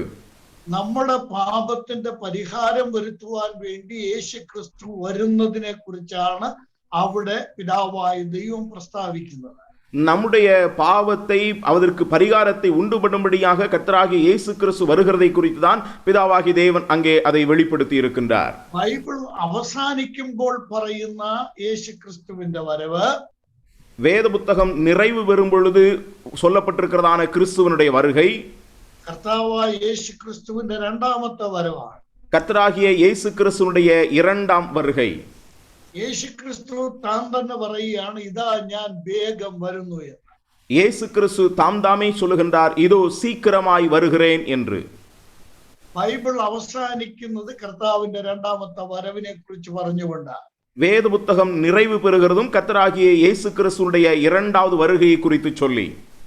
ആദ്യത്തെ വരവിനെ കുറിച്ച് ദൈവം പറഞ്ഞത്, പിതാവായ ദൈവം പറഞ്ഞത് നിവൃത്തിയാകുവാൻ ഏകദേശം 4000 വർഷങ്ങളുണ്ട്. முதலாம் வருகையை குறித்த நிலையிலே பிதாவாகிய தேவன் சொன்ன காரியம் நிறைவேறுகிறதற்கு ஏறத்தாழ 4000 ஆண்டுகள் எடுத்துக்கொண்டது. രണ്ടാമത്തെ വരവിനെ കുറിച്ചുള്ള പ്രവചനം അഥവാ യേശുക്രിസ്തുവിന്റെ വാഗ്ദത്തം നൽകിയിട്ട് ഏറെക്കുറെ 2000 വർഷങ്ങളായി. இரண்டாம் வருகை குறித்ததான கர்த்தராகிய இயேசு கிறிஸ்துவினுடைய வாக்குத்தத்தம் கொடுக்கப்பட்டு ஏறத்தாழ 2000 ஆண்டுகள் கடந்து விட்டது. ഒന്നാമത്തെ വരവ് വർഷങ്ങൾ 4000 കഴിഞ്ഞാണെങ്കിലും നിവൃത്തിയായി എങ്കിൽ രണ്ടാമത്തെ വരവ് നിവൃത്തിയാകും എന്നുള്ളത് സംശയാതീതമായ വസ്തുതയാണ്. முதலாம் வருகையானது 4000 ஆண்டுகள் கடந்த பின்பும் அது நிறைவேறினது என்று சொன்னால், இரண்டாம் வருகை குறித்ததான இந்த வாக்குத்தத்தம் நாட்கள் ஆண்டுகள் கடந்தாலும் கண்டிப்பாக நிறைவேறும் என்கிறதிலே எந்த விதமான சந்தேகமும் கிடையாது. കർത്താവായ യേശുക്രിസ്തുവിന്റെ പുനരാഗമനം സംബന്ധിച്ച് നമ്മൾ പഠിക്കുമ്പോൾ അതിന്റെ 2 ഘട്ടങ്ങളെ കുറിച്ച് നമ്മൾക്ക് മനസ്സിലാക്കാൻ. ஆண்டவராகிய இயேசு கிறிஸ்துவினுடைய இரண்டாம் வருகை குறித்து நாம் கற்றுக்கொள்ளும் பொழுது அதனுடைய 2 கட்டங்களை குறித்து நாம் புரிந்து கொள்ள வேண்டியது அவசியம். ഒന്ന് കർത്താവിന്റെ മേഘപ്രത്യക്ഷതയാണ്. സഭയെ ചേർക്കുവാൻ വേണ്ടി കർത്താവായ യേശുക്രിസ്തു ആകാശമേഘങ്ങളിൽ പ്രത്യക്ഷപ്പെടുന്നതാണ് രണ്ടാം വരവിന്റെ ആദ്യത്തെ ഘട്ടം. ஒன்று, சபையை சேர்க்கும்படியாக மேகங்களின் மீது கர்த்தராகிய இயேசு கிறிஸ்து வருகிறதான் இரண்டாம் வருகையினுடைய முதலாவது கட்டம். അത് കഴിഞ്ഞ് 7 വർഷത്തിന് ശേഷം യേശുക്രിസ്തുവിന്റെ മഹത്വ പ്രത്യക്ഷത നടക്കും. அதை தொடர்ந்து 7 ஆண்டுகளுக்கு பின்பதாக இயேசு கிறிஸ்துவினுடைய மகிமையின் பிரசன்னமாகுதல் நிறைவேறும். ഈ 2 ഘട്ടങ്ങളിലായിട്ടാണ് നമ്മുടെ കർത്താവിന്റെ പുനരാഗമനം സംഭവിക്കുവാൻ പോകുന്നത്. இந்த 2 நிலைகளில்தான் நம்முடைய கர்த்தராகிய இயேசு கிறிஸ்துவினுடைய இரண்டாம் வருகையானது நிறைவு பெறப் போகிறது. പഴയ നിയമത്തിലും പുതിയ നിയമത്തിലും യേശുക്രിസ്തുവിന്റെ പുനരാഗമനത്തെ കുറിച്ചുള്ള പ്രവചനങ്ങൾ നമുക്ക് കാണാൻ സാധിക്കും. பழைய ஏற்பாட்டிலும் புதிய ஏற்பாட்டிலும் கர்த்தராகிய இயேசு கிறிஸ்துவினுடைய இரண்டாம் வருகை குறித்ததான தீர்க்க தரிசனங்களை நாம் பார்க்க முடியும். ഞാൻ ഇങ്ങനെ പറയട്ടെ, യേശുക്രിസ്തു രണ്ടാമത് വരുമോ? நான் இப்படி சொல்லுகிறேனே, இயேசு கிறிஸ்து இரண்டாவது வருவாரா? ആ ചോദ്യത്തിന്റെ ഉത്തരം 4 മറുപടികൾ അതിന് പറഞ്ഞ് മുന്നോട്ട് പോകാൻ ഞാൻ ആഗ്രഹിക്കുകയാണ്. இந்த கேள்விக்கு 4 பதில்களை நான் சொல்லி முன்னேறி கடந்து போக வேண்டும் என்று நான் விரும்புகிறேன். ഒന്ന്, ഈ ബൈബിൾ സത്യമാണ്, ഇതിൽ അസത്യമായിട്ടുള്ള യാതൊരു കാര്യങ്ങളുമില്ല. ஒன்று, இந்த வேத புத்தகம் சத்தியமானதாக இருக்கிறது, இதிலே பொய்யான எந்த ஒரு காரியமும் கிடையாது. ഈ ബൈബിൾ സത്യമായതുകൊണ്ട് ഇതിൽ പറഞ്ഞിട്ടുണ്ട് യേശുക്രിസ്തു വരുമെന്ന്. അതുകൊണ്ട് ബൈബിൾ സത്യമായതുകൊണ്ട് ക്രിസ്തു തീർച്ചയായിട്ടും ചരിത്രത്തിലേക്ക് മടങ്ങി വരിക തന്നെ ചെയ്യും. வேத புத்தகம் உண்மையாய் இருக்கின்றபடியினாலே இதிலே சொல்லப்பட்ட பிரகாரமாக கர்த்தராகிய இயேசு கிறிஸ்து வரலாற்றிலே 2வது முறை திரும்ப வருவார் என்கிறது உண்மையான நிகழ்வாக இருக்கின்றது. രണ്ടാമത്, ബൈബിൾ പ്രവചനങ്ങളുടെ ഒരു പുസ്തകമാണ്. வேத புத்தகம் 2வதாக தீர்க்க தரிசனங்களுடைய ஒரு புத்தகமாக இருக்கின்றது. ബൈബിൾ അത് എഴുതപ്പെട്ട കാലത്ത് ഇതിന്റെ 3ൽ 2 ഭാഗങ്ങൾ പ്രവചനങ്ങളായിരുന്നു. வேத புத்தகம் எழுதப்பட்டதான காலகட்டத்திலே வேத புத்தகத்தின் 3ல் 2 பகுதி தீர்க்க தரிசனங்களாக இருக்கின்றது. എന്നാൽ ഇപ്പോൾ നമ്മൾ ബൈബിളും ചരിത്രവും നോക്കിയാൽ ബൈബിളിലെ പ്രവചനങ്ങൾ ഇനി നിവൃത്തിയാകുവാനുള്ളത് വിരലിൽ എണ്ണാനുള്ളത് മാത്രമാണ്. ஆனால் இப்பொழுது நாம் சரித்திரத்தோடு கூட வேத புத்தகத்தை ஒப்பிட்டு சிந்தித்து பார்ப்போம் என்று சொன்னால், வேத புத்தகத்திலே சொல்லப்பட்டிருக்கிறதான தீர்க்க தரிசனங்களை, இனி நிறைவேற போக வேண்டியதான காரியங்களை விரல் விட்டு எண்ணி விடலாம். യേശുക്രിസ്തുവിന്റെ രണ്ടാം വരവും ബൈബിളിലെ പ്രവചനമാണ്. இயேசு கிறிஸ்துவினுடைய இரண்டாம் வருகை என்பதும் வேத புத்தகத்திலே தீர்க்க தரிசனமாக இருக்கின்றது. ബൈബിളിലെ പ്രവചനങ്ങൾ കൃത്യമായി നിവൃത്തിയായി എങ്കിൽ ഈ ബൈബിളിലെ പ്രവചനങ്ങൾ പോലെ തന്നെ യേശുക്രിസ്തുവിന്റെ വരവ് സംബന്ധിച്ചുള്ള പ്രവചനങ്ങളും നിവൃത്തിയാകും. வேத புத்தகத்திலே சொல்லப்பட்டிருக்கிறதான தீர்க்க தரிசனங்கள் யாவும் நிறைவேறினது என்று சொன்னால், வேத புத்தகத்திலே சொல்லப்பட்டிருக்கிறதான தீர்க்க தரிசனத்தில் ஒன்றாயிருக்கக்கூடியதான கிறிஸ்து இயேசுடைய இரண்டாம் வருகையும் நிறைவேறும். மூன்றாவதாக യേശു ക്രിസ്തുവിന്റെ ഒന്നാമത്തെ വരവിനെ കുറിച്ചുള്ള പ്രവചനങ്ങൾ എല്ലാം നിവൃത്തിയായി. இயேசு கிறிஸ்துடைய முதலாம் வருகையை குறித்ததான தீர்க்க தரிசனங்கள் எல்லாம் நிறைவேறினது. പഴയ നിയമത്തിലെ 39 പുസ്തകങ്ങളിൽ ക്രിസ്തുവിന്റെ ഒന്നാമത്തെ വരവിനെ കുറിച്ചുള്ള പ്രവചനങ്ങൾ കാണാം. வேத புத்தகத்திலே பழைய ஏற்பாட்டின் 39 புத்தகங்களிலும் கிறிஸ்து இயேசுனுடைய முதலாம் வருகை குறித்ததான தீர்க்க தரிசனங்களை பார்க்க முடியும். അതിന്റെ ഉദാഹരണങ്ങളെല്ലാം സമയപരിമിതി കൊണ്ട് ഞാൻ ഒന്നും പറയാൻ ആഗ്രഹിക്കുന്നില്ല. அவைகளுடைய உதாரணங்களை நேர சுருக்கத்தின் நிமித்தமாக நான் அதிகமாய் சொல்ல விரும்பவில்லை. ആ പ്രവചനങ്ങളെല്ലാം ഇന്ന് ചരിത്രമായി മാറി. அந்த தீர்க்க தரிசனங்கள் எல்லாம் இன்றைக்கு வரலாறாக மாறி போயிருக்கின்றது. യേശു ക്രിസ്തു വരും എന്ന പഴയ നിയമത്തിൽ പറഞ്ഞു. இயேசு கிறிஸ்து வருவார் என்று பழைய ஏற்பாட்டிலே சொல்லப்பட்டது. പുതിയ നിയമവും ചരിത്രവും പറയുന്നു യേശു ക്രിസ്തു വന്നു എന്ന്. புதிய ஏற்பாட்டும் வரலாறும் சொல்லுகிறது இயேசு கிறிஸ்து வந்தார் என்று. അങ്ങനെ ക്രിസ്തു വന്നു എങ്കിൽ തന്റെ ഒന്നാമത്തെ വരവിനെ കുറിച്ചുള്ള പ്രവചനങ്ങൾ നിവൃത്തിയാക്കിക്കൊണ്ട് യേശു ക്രിസ്തു ചരിത്രത്തിൽ വന്നു എങ്കിൽ രണ്ടാമത്തെ വരവിനെ കുറിച്ചുള്ള പ്രവചനങ്ങൾ നിവൃത്തിയാക്കിക്കൊണ്ട് യേശു ക്രിസ്തു മടങ്ങി വരും. அவ்விதமாக இயேசு கிறிஸ்து வந்தார் என்றார் என்று சொன்னால், தம்முடைய முதலாம் வருகை குறித்ததான தீர்க்க தரிசனங்கள் எல்லாவற்றையும் நிறைவேற்றி இயேசு கிறிஸ்து இந்த பூமிக்கு வந்தார் என்கிற நிலையிலே அவருடைய இரண்டாம் வருகை குறித்ததான தீர்க்க தரிசனங்களையும் நிறைவேற்றி அவர் மறுபடியும் இந்த பூமிக்கு வருவார். നാലാമത്തെ തെളിവ് യേശു ക്രിസ്തു വരുമോ എന്നുള്ള ചോദ്യത്തിന്റെ നാലാമത്തെ ഉത്തരം, இயேசு கிறிஸ்து மறுபடியும் வருவாரா என்கிறதான கேள்விக்கு நான்காவது பதில், യേശു ക്രിസ്തു പറഞ്ഞതെല്ലാം ചരിത്രത്തിൽ നടന്നിട്ടുണ്ട്. ക്രിസ്തു പറഞ്ഞതൊന്നും നടക്കാതെ പോയിട്ടില്ല. இயேசு கிறிஸ்து சொன்ன யாவும் வரலாற்றிலே நிகழ்ந்திருக்கின்றது. கிறிஸ்து இயேசு சொன்ன எந்த ஒரு நிகழ்வும் வரலாற்றிலே நடைபெறாமல் இருந்ததில்லை. കപ്പർന്നഹൂം പട്ടണം നശിക്കും. സ്വർഗത്തോളം ഉയർന്നു നിൽക്കുന്ന കപ്പർന്നഹൂം പാതാളത്തോളം താണുപോകുമെന്ന് യേശു ക്രിസ്തു പറഞ്ഞു. ഭൂമിശാസ്ത്രം അറിയാവുന്നവർക്കറിയാം, ഇന്ന് കപ്പർന്നഹൂം എന്ന് പറഞ്ഞ പട്ടണം വെറും ചുണ്ണാമ്പ് കല്ല് പോലെ ആയിട്ടുണ്ട്.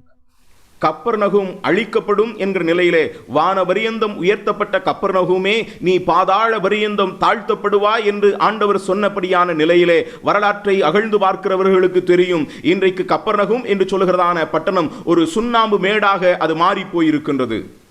യേശു ക്രിസ്തു പറഞ്ഞതുപോലെ കപ്പർന്നഹൂം പട്ടണം നശിപ്പിക്കപ്പെട്ടു. இயேசு கிறிஸ்து சொன்ன பிரகாரமாகவே கப்பர்நகும் பட்டணமானது அது அழிவுக்குட்பட்டது. രണ്ടാമത് യേശു ക്രിസ്തു പറഞ്ഞു, ഞാൻ മരിക്കും, ഞാൻ യെരൂശലേമിലേക്ക് പോകുന്നു, അവർ എന്നെ പിടിക്കും, എന്റെ മുഖത്ത് തുപ്പും, എന്നെ തല്ലും, എന്നെ കൊല്ലും, ഞാൻ മൂന്നാം നാൾ ഉയർത്തെഴുന്നേൽക്കും. இரண்டாவதாக ஆண்டவராகிய இயேசு கிறிஸ்து சொன்னார், நான் எருசலேமுக்கு போகின்றேன், அவர்கள் என்னை கைது செய்வார்கள், என்னுடைய முகத்திலே காரி உமிழ்வார்கள், என்னை அடிப்பார்கள், என்னை மரணத்துக்குட்படுத்துவார்கள், நான் மூன்றாம் நாள் உயிரோடு கூட எழுந்திருப்பேன் என்றார்.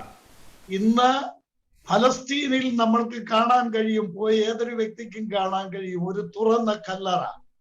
இன்றைக்கும் பாலஸ்தீன தேசத்திற்கு போகும் பொழுது எந்த ஒரு மனிதனாலும் காணத்தக்க நிலையிலே ஒரு திறந்த கல்லறை இருக்கின்றது.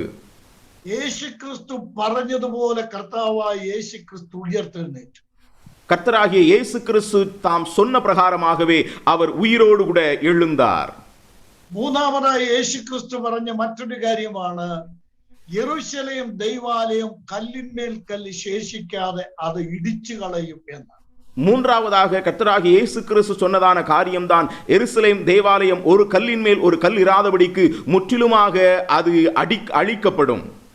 ഇന്ന് നമുക്കറിയാം, യഹൂദന് ഇന്നും ഒരു ദൈവാലയമില്ല.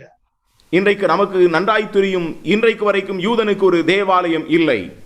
യേശു ക്രിസ്തു പറഞ്ഞതുപോലെ യെരൂശലേം ദൈവാലയം നശിപ്പിക്കപ്പെട്ടു. இயேசு கிறிஸ்து சொன்ன பிரகாரமாகவே எருசலேம் தேவாலயமானது அது அழிக்கப்பட்டது.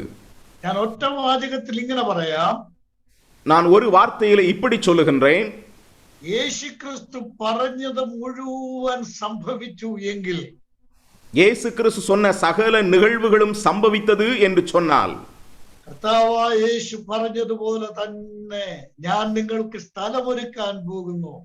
ഞാൻ പോയി സ്ഥലമൊരുക്കിയാൽ ഞാൻ ഇരിക്കുന്ന ഇടത്ത് നിങ്ങളെ ഇരുത്തേണ്ടതിന് പിന്നെയും വന്ന് നിങ്ങളെ എന്റെ അടുക്കൽ ചേർത്തുകൊള്ളും എന്ന് പറഞ്ഞതുപോലെ കർത്താവായ യേശു ക്രിസ്തു മടങ്ങി വരും, തന്റെ സഭയെ താൻ ചേർക്കും.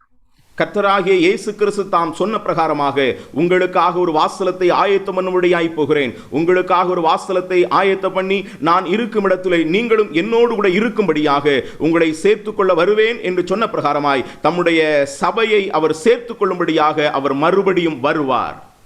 ചുരുക്കത്തിൽ നമ്മുടെ കർത്താവായ യേശു ക്രിസ്തുവിന്റെ മടങ്ങി വരവ് നടക്കാൻ പോകുന്ന, ചരിത്രം ഇനി കാണാൻ പോകുന്ന ഏറ്റവും വലിയ വസ്തുതയാണ് നമ്മുടെ കർത്താവായ യേശുവിന്റെ പുനരാഗമനം. சுருக்கத்தில் சொல்ல வேண்டும் என்றால் நம்முடைய கர்த்தராகிய இயேசு கிறிஸ்துவினுடைய வருகை என்று சொல்லுகிறது வரலாற்றிலே இனி நிகழப்போகின்றதான மிக முக்கியமான நிகழ்வாக அது காணப்படுகின்றது. പഴയ നിയമത്തിൽ ഞാൻ ഇപ്പോൾ ഓർമ്മിപ്പിച്ചല്ലോ, പഴയ നിയമത്തിലും പുതിയ നിയമത്തിലും കർത്താവിന്റെ രണ്ടാമത്തെ വരവിനെ കുറിച്ചുള്ള പ്രവചനങ്ങളുണ്ട്. நான் ஏற்கனவே உங்களுக்கு சொன்னேன் அல்லவா, பழைய ஏற்பாட்டிலும் புதிய ஏற்பாட்டிலும் கர்த்தராகிய இயேசு கிறிஸ்துவினுடைய இரண்டாம் வருகையை குறித்ததான தீர்க்க தரிசனங்கள் சொல்லப்பட்டிருக்கிறது.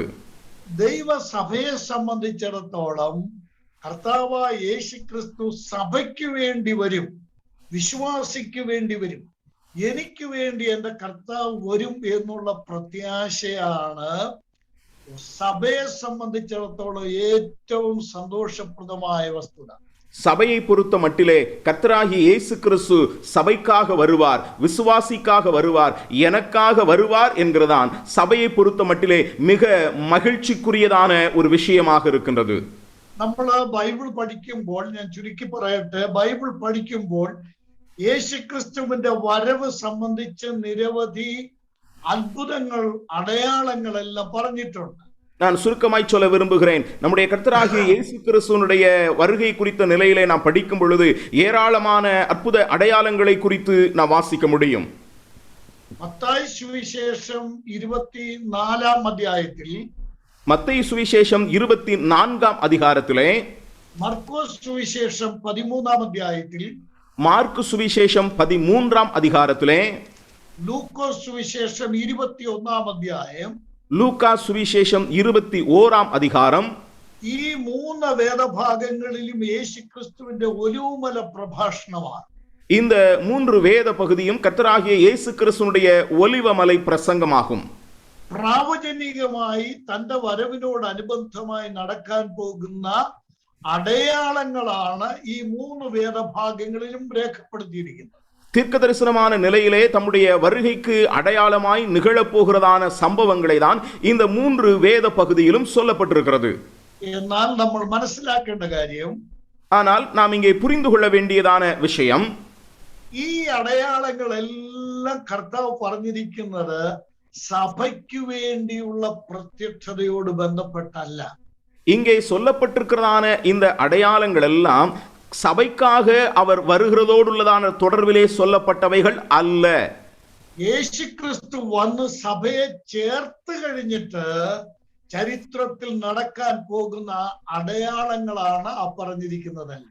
இயேசு கிறிஸ்து வந்து சபையை தன்னோடு கூட சேர்த்து கொண்டதற்கு பின்பதாக வரலாற்றிலே நிகழப்போகின்றதான அடையாளங்களை தான் அங்கே அவர் சுட்டி காண்பித்திருக்கின்றார். എന്നെ ശ്രദ്ധിക്കുന്ന വിശ്വാസികളായ ദൈവ മക്കളായിട്ടുള്ള പ്രിയപ്പെട്ടവർ പ്രത്യേകം മനസ്സിലാക്കേണ്ട ഒരു പ്രധാനപ്പെട്ട വസ്തുതയാണ് ഞാൻ ഇവിടെ പറഞ്ഞത്. என்னை கவனிக்கக்கூடியதான விசுவாசிகளாகிய தேவ ஜனங்கள் மிக முக்கியமாக கவனிக்க வேண்டியதான ஒரு விஷயத்தை தான் இங்கே நான் உங்களுக்கு சொல்லிக் கொண்டிருக்கிறேன். സഭയ്ക്ക് വേണ്ടിയുള്ള കർത്താവിന്റെ വരവിന് ഒരു അടയാളവും ബൈബിളിൽ പറഞ്ഞിട്ടില്ല. சபைக்காக கர்த்தராகிய இயேசு கிறிஸ்து வருவதை குறித்த நிலையிலே எந்த ஒரு அடையாளமும் வேத புத்தகத்திலே சொல்லப்படவில்லை. പൗലോസ് അപ്പോസ്തലൻ പറഞ്ഞത് എന്താണ്? നാം എല്ലാവരും നിദ്ര കൊള്ളുകയില്ല, യേശു വരുമെന്നാ പറഞ്ഞു. എന്ന് പറഞ്ഞാൽ അതിന്റെ അർത്ഥം പൗലോസ് മരിക്കുന്നതിന് മുമ്പ് യേശു ക്രിസ്തു വരും എന്നായിരുന്നു പൗലോസിന്റെ പ്രത്യാശ. அதாவது நாம் நித்திரை அடைவதில்லை, கர்த்தராகிய இயேசு கிறிஸ்து வருவார் என்று சொன்னால் பவுலப்போஸ்தலனுடைய நம்பிக்கை என்ன? பவுலப்போஸ்தலன் மரிப்பதில்லை, அதற்குள்ளாக இயேசு கிறிஸ்து வருவார் என்கிறதான் பவுலுடைய நம்பிக்கையாக இருந்தது. അപ്പോൾ ഈ അടയാളങ്ങൾ ഒന്നും നടന്നിട്ടില്ല. அப்பொழுது இந்த அடையாளங்கள் ஒன்றும் சம்பவிக்கவில்லை. കർത്താവിന്റെ മേഘപ്രത്യക്ഷത സഭയ്ക്ക് വേണ്ടിയുള്ള വരവ് അഥവാ സഭയുടെ ഉൽപ്രാവണം, റാപ്ചർ എന്നുള്ള വിഷയത്തോട് ബന്ധപ്പെട്ട് യാതൊരു അടയാളങ്ങളും അതിന് ബാധകമേ അല്ല. கர்த்தராகிய இயேசு கிறிஸ்துடைய மேக மீதில் வருகை அல்லது சபையை சேர்த்துக் கொள்ளும்படியாக எடுத்துக்கொள்ளும்படியாக வரக்கூடியதான ராப்சர் என்கிறதான அந்த வருகை குறித்த நிலையிலே எந்த ஒரு அடையாளங்களும் வேத புத்தகத்திலே சொல்லப்படவில்லை. ഇന്നും ഇപ്പോൾ യേശു ക്രിസ്തു മടങ്ങി വരുന്നതിന് യാതൊരു തടസ്സവുമില്ല. இன்றைக்கும் இப்பொழுதும் இயேசு கிறிஸ்து திரும்பி வருகிறதற்கு எந்த ஒரு தடையும் கிடையாது.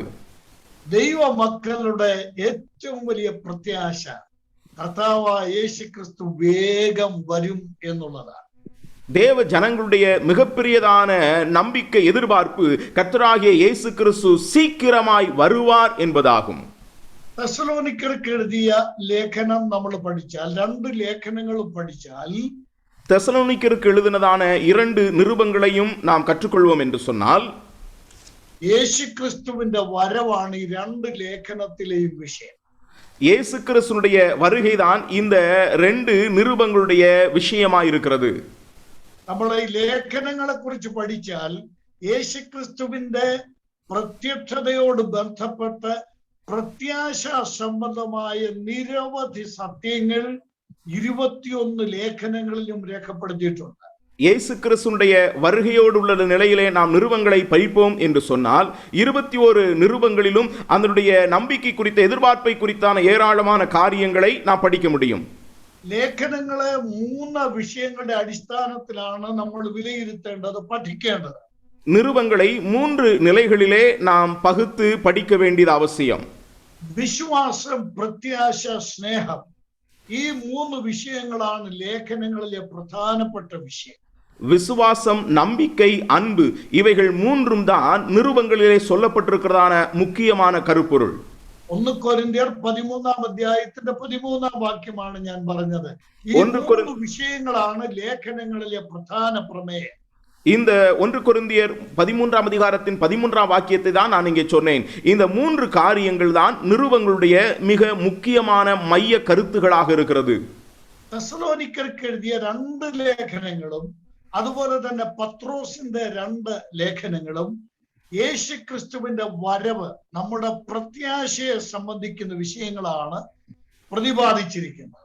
2 தெசலோனிக்கர்கள் நிருபமும் அதே நிலைகளிலே பேதுரு எழுதின 2 நிருபங்களும் கர்த்தராகிய இயேசு கிறிஸ்துவினுடைய வருகை குறித்ததான நம்முடைய நம்பிக்கை குறித்துதான் அவைகள் பேசிக் கொண்டிருக்கின்றன. ഈ തെസ്സലോനിക്കർക്ക് എഴുതിയ 1-ാം ലേഖനം നമ്മൾക്ക് ഇന്നൊന്ന് പരിശോധിക്കാം. நாம் 1 தெசலோனிக்கர் புத்தகத்தை நாம் சற்று அகழ்ந்து பார்க்கலாம். ഈ ലേഖനത്തിന് 5 അധ്യായങ്ങളാണുള്ളത്. இந்த நிருபத்திற்கு 5 அதிகாரங்கள் இருக்கின்றது. 5 അധ്യായത്തിലും യേശു ക്രിസ്തുവിന്റെ പുനരാഗമനം പറഞ്ഞ് ആണ് ദൈവമക്കളെ ആശ്വസിപ്പിക്കുന്നത്. 5 அதிகாரங்களும் இயேசு கிறிஸ்துவினுடைய 2ஆம் வருகை குறித்து சொல்லிதான் தேவ ஜனங்களை ஆறுதல் படுத்துகிறது. അതും പ്രത്യേകിച്ചും കർത്താവായ യേശു ക്രിസ്തുവിന്റെ മേഘപ്രത്യക്ഷതയെ കുറിച്ചാണ് പ്രധാനമായും പറഞ്ഞിരിക്കുന്നത്. அதிலும் விசேஷமாக கர்த்தராகிய இயேசு கிறிஸ்து மேகங்களிலே வருகிறதான வருகை குறித்து தான் விசேஷமாய் சொல்லப்பட்டிருக்கிறது. 1-ാം അധ്യായത്തിലേക്ക് നമുക്ക് നോക്കാം. സമയപരിമിതി കൊണ്ട് ഞാൻ വേഗത്തിൽ വളരെ പെട്ടെന്ന് പറഞ്ഞു പോകാൻ ആഗ്രഹിക്കുകയാണ്. 1-ാം അധ്യായത്തിലേക്ക് നമുക്ക് നോക്കാം. நேர சுருக்கத்தின் நிமித்தமாக நான் வேகமாய் சொல்ல விரும்புகின்றேன். 1ஆம் அதிகாரத்தை நாம் கவனிக்கலாம். 9ഉം 10ഉം വാക്യങ്ങൾ, ചില മലയാളം ബൈബിളില് 9 വാക്യങ്ങളെ ഉള്ളൂ. എനിക്ക് തോന്നുന്നു തമിഴിലൊക്കെ 10 വാക്യങ്ങളും കാണാൻ സാധ്യതയുണ്ട്. ഇംഗ്ലീഷിലൊക്കെ 10 വാക്യങ്ങളാണ്. மலையாள வேத புத்தகத்திலே 1ஆம் அதிகாரத்திலே 9 வசனங்கள் இருக்கிறது. தமிழ் வேத புத்தகத்திலே 10 வசனங்கள் இருக்கிறது. ஆங்கிலத்திலும் 10 வசனங்கள் இருக்கிறது. Very good. അപ്പോൾ ഇവിടെ യേശുക്രിസ്തുവിന്റെ വരവിനെ കുറിച്ച് പറഞ്ഞിട്ടുണ്ട്. இங்கே இயேசு கிறிஸ்துவினுடைய வருகை குறித்து சொல்லப்பட்டிருக்கிறது. 10ஆം വാക്യത്തിൽ നമ്മൾ വായിക്കുന്നത് ഇങ്ങനെയാണ്: വരുവാനുള്ള കോപത്തിൽ നിന്ന് നമ്മെ വിടുവിക്കുന്നവനുമായ യേശു സ്വർഗത്തിൽ നിന്ന് വരുന്നത് കാത്തിരിക്കുവാനും നിങ്ങൾ വിഗ്രഹങ്ങളെ വിട്ട് ദൈവത്തിങ്കലേക്ക് എങ്ങനെ തിരിഞ്ഞു വന്നു എന്നും അവർ തന്നെ പറയുന്നു. நாம் தமிழ் வேத புத்தகத்திலே 9-10 வசனங்களை நாம் வாசிக்கும் பொழுது, நீங்கள் விக்கிரகங்களை விட்டு தேவனிடத்திற்கு மனம் திரும்பினதையும் அவர் மரித்தோர்ந்து எழுப்பினவரும் இனிவரும் கோபாக்கனி நின்று நம்மை நீங்களாக்கி ரட்சிக்கிறவருமாயிருக்கிற அவருடைய குமாரனாகிய இயேசு பரலோகத்திலிருந்து வருவதை நீங்கள் எதிர்பார்த்து கொண்டிருக்கிறதையும் அறிவிக்கிறார்களே. ഇവിടെ രണ്ട് പ്രധാനപ്പെട്ട വസ്തുതകൾ നമ്മൾ മനസ്സിലാക്കണം. இங்கே 2 முக்கியமான காரியங்களை நாம் புரிந்து கொள்ள வேண்டும்.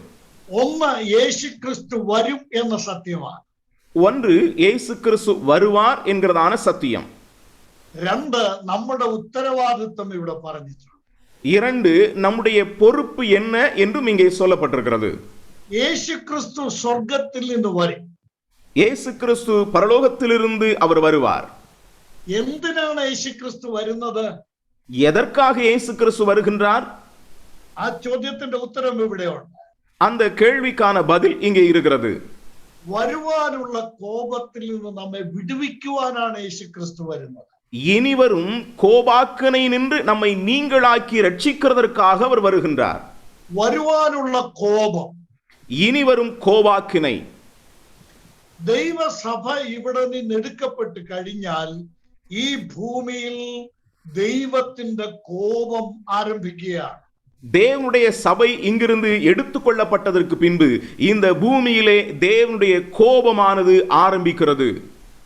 ഇപ്പോൾ രക്ഷയുടെ കാലമാണ്, ഇത് കൃപയുടെ കാലമാണ്, ഇത് പ്രസാദ വർഷമാണ്, ഇത് രക്ഷാ ദിവസമാണ്. നമ്മൾ ജീവിക്കുന്ന സഭായുഗം രക്ഷയുടെ ദിവസമാണ്. இது ஒரு கிருபையின் காலம், இது ஒரு இரட்சண்ய நாள். ஆகவே இந்த நாம் வாழக்கூடியதான இந்த சபையின் காலகட்டமானது இது ஒரு அனுக்கிரக காலமாக இருக்கின்றது. കർത്താവായ യേശു ക്രിസ്തു വന്ന് സഭയെ ചേർത്ത് കഴിഞ്ഞാൽ, கர்த்தராகிய இயேசு கிறிஸ்து வந்து சபையை எடுத்துக்கொண்ட பின்பு ഈ കൃപയുടെ കാലം തീരുകയാണ്. இந்த கிருபையின் காலமானது நிறைவடைகிறது. ദൈവത്തിന്റെ കോപത്തിന്റെ വെളിപാടാണ് പിന്നീട് സംഭവിക്കുന്നത്. அதை தொடர்ந்து தேவனுடைய கோபாக்கினை தான் அங்கே வெளிப்பட ஆரம்பிக்கிறது.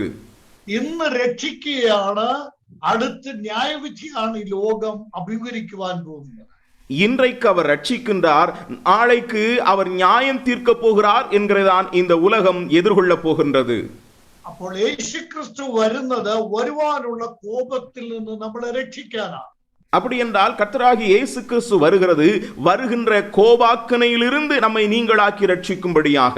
നമ്മുടെ ഉത്തരവാദിത്വം എന്താണ്? ഈ കർത്താവായ യേശു ക്രിസ്തു സ്വർഗത്തിൽ നിന്ന് വരുന്നത് കൊണ്ട് നമ്മുടെ ഉത്തരവാദിത്വം എന്താണ്? நம்முடைய பொறுப்பு என்ன? கர்த்தராகிய இயேசு கிறிஸ்து பரலோகத்திலிருந்து இறங்கி வருகிறது நிமித்தமாக நம்முடைய பொறுப்பு என்ன? യേശു ക്രിസ്തുവിന്റെ വരവിനെ കാത്തിരിക്കണം. இயேசு கிறிஸ்துனுடைய வருகையை எதிர்பார்த்து கொண்டிருக்க வேண்டும். വരുവാനുള്ള കോപത്തിൽ നിന്ന് നമ്മെ വിടുവിക്കുന്നവനുമായ യേശു സ്വർഗത്തിൽ നിന്ന് വരുന്നത് കാത്തിരിക്കുക. இனிவரும் கோபாக்கினின்று நம்மை நீங்களாக்கி ரட்சிக்கிறவருமாகிய அவருடைய குமாரனாகிய இயேசு பரலோகத்திலிருந்து வருகிறதை எதிர்பார்த்து கொண்டிருங்கள். ഇവിടെ നമ്മൾ വായിച്ചാൽ ഈ തെസ്സലോനിക്കർക്ക് എഴുതിയ 1-ാം ലേഖനം 1-ാം അധ്യായം നമ്മൾ പഠിച്ചാൽ தெசலோனிக்க சபை ஒரு மாதൃകാ சபையை நாம் இந்த 1 தெசலோனிக்கர் புத்தகத்தின் 1-ஆம் அதிகாரத்தை நாம் கற்றுக்கொள்வோம் என்று சொன்னால் தெசலோனிக்க சபையானது ஒரு முன்மாதிரியுள்ள ஒரு சபையாக இருக்கின்றது. ഏറ്റവും ചുരുങ്ങിയത് 8 മാതൃകകൾ ഈ 1-ാം അധ്യായത്തിൽ ഈ സഭയുടേതായി നമുക്ക് കാണാം. மிக சுருக்கமான நிலையிலே ஏறத்தாழ 8 முன்மாதிரிகளை இந்த 1-ஆம் அதிகாரத்தில் இந்த சபையை குறித்து நாம் காண முடியும். അതിൽ ഏറ്റവും ഒടുവിൽ പറയുന്ന നല്ല ഒരു മാതൃകയാണ് ഇത് കാത്തിരിക്കുന്ന സഭയായത്. அதிலே மிக முக்கியமான இறுதியாய் சொல்லப்பட்டிருக்கிறதான ஒரு முன்மாதிரி தான் இந்த சபையானது காத்திருக்க கூடியதான ஒரு சபையாக இருந்தது. ദൈവ സഭ കാത്തിരിക്കുന്ന സഭയാണ്. தேவனுடைய சபையானது எதிர்பார்த்து காத்திருக்க கூடியதான ஒரு சபையாகும். ചില ആളുകൾ പറയാറുണ്ട്, പ്രത്യേകിച്ചും പെന്തക്കോസ്ത് ലോകത്തിലുള്ള നിരവധി ആളുകൾ പറയാറുണ്ട്, ബ്രദറുകാർക്ക് കാത്തിരിപ്പില്ല എന്ന് പറയാറുണ്ട്. சில சபையினர் சொல்லுவார்கள், பிரிவினர் பெந்தைக்கோஸ்தைக்காரர்கள் சொல்லுவார்கள், சகோதர சபையினருக்கு காத்திருப்பு இல்லை என்று சொல்லி. അവര് പറയുന്നത് അവർക്ക് കാത്തിരിപ്പ് യോഗം തന്നെ ഉണ്ട്. അവർക്ക് പറയുകയല്ല, അവർക്ക് കാത്തിരിപ്പ് യോഗം തന്നെയാണ്. அவர்கள் இவ்விதமாக அவர்களுக்கு காத்திருப்பு கூட்டம் கிடையாது என்று அவர்கள் சொல்லுவார்கள். பெந்தக்கோஸ்துകാർക്ക് കാത്തിരിപ്പ് യോഗങ്ങൾ തന്നെ ഉണ്ട്. பெந்தைக்கோஸ்தைக்காரர்களுக்கு காத்திருப்பு கூட்டங்கள் தானே இருக்கின்றது. നമ്മൾക്ക് കാത്തിരിപ്പുണ്ടോ? நமக்கு காத்திருப்பு இருக்கிறதா? ബൈബിൾ നമ്മൾ പരിശോധിച്ചാൽ, ആകെ കൂടെ ബൈബിൾ പരിശോധിച്ചാൽ 3 കാത്തിരിപ്പുകളെ കുറിച്ച് ബൈബിൾ പറയുന്നു. வேத புத்தகத்தை நாம் அகழ்ந்து பார்க்கும் பொழுது 3 காத்திருப்புகளை குறித்து வேத புத்தகம் நமக்கு சொல்லுகிறது. പഴയ നിയമ അടിസ്ഥാനത്തിൽ യേശു ക്രിസ്തുവിന്റെ ഒന്നാമത്തെ വരവ് അഥവാ മിശിഹായായി ക്രിസ്തു വരുന്നതിനെ ദൈവജനം പഴയ നിയമത്തിന്റെ അടിസ്ഥാനത്തിൽ കാത്തിരുന്നു. பழைய ஏற்பாட்டின் அடிப்படையிலே கர்த்தராகிய இயேசு கிறிஸ்துவினுடைய முதலாம் வருகை அல்லது மேசியாவாய் வரக்கூடியதான வருகைக்காக தேவ ஜனங்கள் காத்திருந்தார்கள். നമ്മൾ ലൂക്കോസ് സുവിശേഷത്തിൽ വായിക്കുന്നുണ്ട്, ശിമിയോൻ പ്രവാചകൻ യേശു ക്രിസ്തുവിന്റെ വരവിനെ കാത്തിരുന്ന ഒരു പ്രവാചകനാണ്. நாம் லூக்கா சுவிசேஷத்திலே வாசிக்கும் பொழுது சிமியோன் என்கிறதான வயது முதிர்ந்த தீர்க்கன் கிறிஸ்துவினுடைய வருகைக்காக காத்திருந்தான். അപ്പോൾ പഴയ നിയമ വിശുദ്ധന്മാർ, ഭക്തന്മാർ യേശു ക്രിസ്തുവിന്റെ അഥവാ മിശിഹായുടെ വരവിന് വേണ്ടി കാത്തിരുന്നു. ஆகவே பழைய ஏற்பாட்டு பரிசுத்தவான்கள் இயேசு கிறிஸ்துவினுடைய அதாவது மேசியாவுடைய வருகைக்காக அவர்கள் காத்திருந்தார்கள். മിശിഹാ വന്നു, மேசியா வந்தார். യേശു ക്രിസ്തു ചരിത്രത്തിൽ അവതരിച്ചു. இயேசு கிறிஸ்து வரலாற்றிலே அவர் பிறந்தார். ആ കാത്തിരിപ്പ് അതോടെ അവസാനിച്ചു. அந்த காத்திருப்பு அதோடு கூட நிறைவு பெற்றுவிட்டது. ഇന്നും യഹൂദന്മാര് പറയുന്നത് ഇന്നാള് വന്നത് കള്ളമിശിയായിരുന്നു, ഞങ്ങൾ പ്രതീക്ഷിച്ച മിശിയ അല്ല, ഞങ്ങൾ മിശിഹായ്ക്ക് വേണ്ടി കാത്തിരിക്കുകയാണെന്നാണ് ഇന്നത്തെ യഹൂദനും പറയുന്നത്. இன்றைக்குள்ளதான யூதர்கள் சொல்லுகிறார்கள், ஏற்கனவே வந்தது சரியான மேசியா அல்ல, ஆகவே யதார்த்தமான உண்மையான மேசியாவுக்காக நாங்கள் காத்திருக்கிறோம் என்று இன்றைக்குள்ள யூதர்களும் சொல்லிக் கொண்டிருக்கிறார்கள். 1001 കൊല്ലം ശീർഷാസനത്തിൽ ഉച്ചിയും കുത്തി നിന്ന് കാത്തിരുന്നാലും ഇനി യേശു ക്രിസ്തു മിശിഹ ആയിട്ട് മനുഷ്യന്റെ പാപത്തിന്റെ പരിഹാരത്തിനായി யகூதന്റെ പ്രതീക്ഷിത മിശിഹായിട്ട് ഇനി വരികയില്ല. இனி எவ்வளவுதான் எத்தனை நூற்றாண்டுகளாக காத்திருந்தாலும் ஆண்டவராகிய இயேசு கிறிஸ்து இங்கே யூதர்கள் எதிர்பார்த்திருக்கக்கூடியதான நிலையிலே உள்ளதான மேசியாவாக அவர் வரப்போகிறதில்லை. ആ വരവ്, ആ കാത്തിരിപ്പ് കഴിഞ്ഞു. அந்த காத்திருப்பு நிறைவு பெற்று விட்டது. രണ്ടാമത്തെ കാത്തിരിപ്പ്, ബൈബിളിലെ രണ്ടാമത്തെ കാത്തിരിപ്പ്, வேத புத்தகத்திலே இரண்டாவது காத்திருப்பு, യേശു ക്രിസ്തു തന്റെ ശിഷ്യന്മാരോട് പറഞ്ഞു, ഞാൻ പോയി പിതാവിനോട് ചോദിച്ച് പരിശുദ്ധാത്മാവെന്ന കാര്യസ്ഥനെ നിങ്ങൾക്ക് അയച്ചു തരും. നിങ്ങൾ യെരൂശലേമിൽ നിന്ന് വാങ്ങിപ്പോകാതെ എന്നോട് കേട്ട പിതാവിന്റെ വാഗ്ദത്തത്തിന് വേണ്ടി കാത്തിരിക്കണം. நான் பிதாவிடத்திலே போய் நீங்கள் வாக்குத்தத்தம் பண்ணப்பட்டதான பரிசுத்த ஆவியானவரை அனுப்புவேன், ஆகவே அவரை பெற்றுக்கொள்ளும் வரைக்குமாக நீங்கள் எருசலேமிலே காத்திருங்கள். പരിശുദ്ധാത്മാവിന് വേണ്ടി കാത്തിരിക്കണം. பரிசுத்த ஆவியானவருக்கான காத்திருப்பு. ചിലരൊരു തെറ്റായ കാര്യം പറയാറുണ്ട്, സഭ പരിശുദ്ധാത്മാവിന് വേണ്ടി കാത്തിരുന്നു, പരിശുദ്ധാത്മാവ് വന്നു എന്ന് പറയാറുണ്ട്. തെറ്റാണ്. சிலர் தவறாக சொல்லுகிறார்கள், சபை பரிசுத்த ஆவியானவருக்காக காத்திருந்தது, அப்பொழுது பரிசுத்த ஆவியானவர் வந்தார் என்று சொல்லுகிறார்கள். அது தவறான ஒரு விஷயம். പരിശുദ്ധാത്മാവ് വരുന്നിടം വരെ സഭയില്ല, പരിശുദ്ധാത്മാവ് വന്നു കഴിഞ്ഞാൽ സഭ ഉണ്ടായി. பரிசுத்த ஆவியானவர் பூமிக்கு வருகிற வரைக்கும் அங்கே சபை இல்லை, பரிசுத்த ஆவியானவர் வந்த பொழுதுதான் சபை உருவாக்கப்படுகிறது. അതുകൊണ്ട് ഓർക്ക് അന്ന് സഭയില്ല. ஆகவே ஞாபகத்தில் வைத்துக் கொள்ள வேண்டும், அன்றைக்கு சபை இல்லை. ശിഷ്യന്മാർ കാത്തിരുന്നു, சீஷர்கள் காத்திருந்தார்கள்.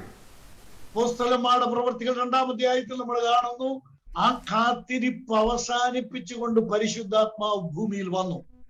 அந்த அப்போஸ்தலர் நடவடிக்கைகள் புத்தகம் 2ஆம் அதிகாரத்தை நாம் வாசிக்கும் பொழுது அந்த காத்திருப்பை நிறைவு செய்யும்படியாக பரிசுத்த ஆவியானவர் இந்த பூமிக்கு வந்தார். ഇനി പരിശുദ്ധാത്മാവിന് വേണ്ടി കാത്തിരിക്കേണ്ട കാര്യമില്ല. இனி பரிசுத்த ஆவியானவருக்காக காத்திருக்க வேண்டிய அவசியமில்லை. പരിശുദ്ധാത്മാവ് വന്നു, பரிசுத்த ஆவியானவர் வந்து விட்டார். ആ കാത്തിരിപ്പ് കാത്തിരിപ്പ് അവസാനിച്ചു. அந்த காத்திருப்பும் நிறைவு பெற்று விட்டது.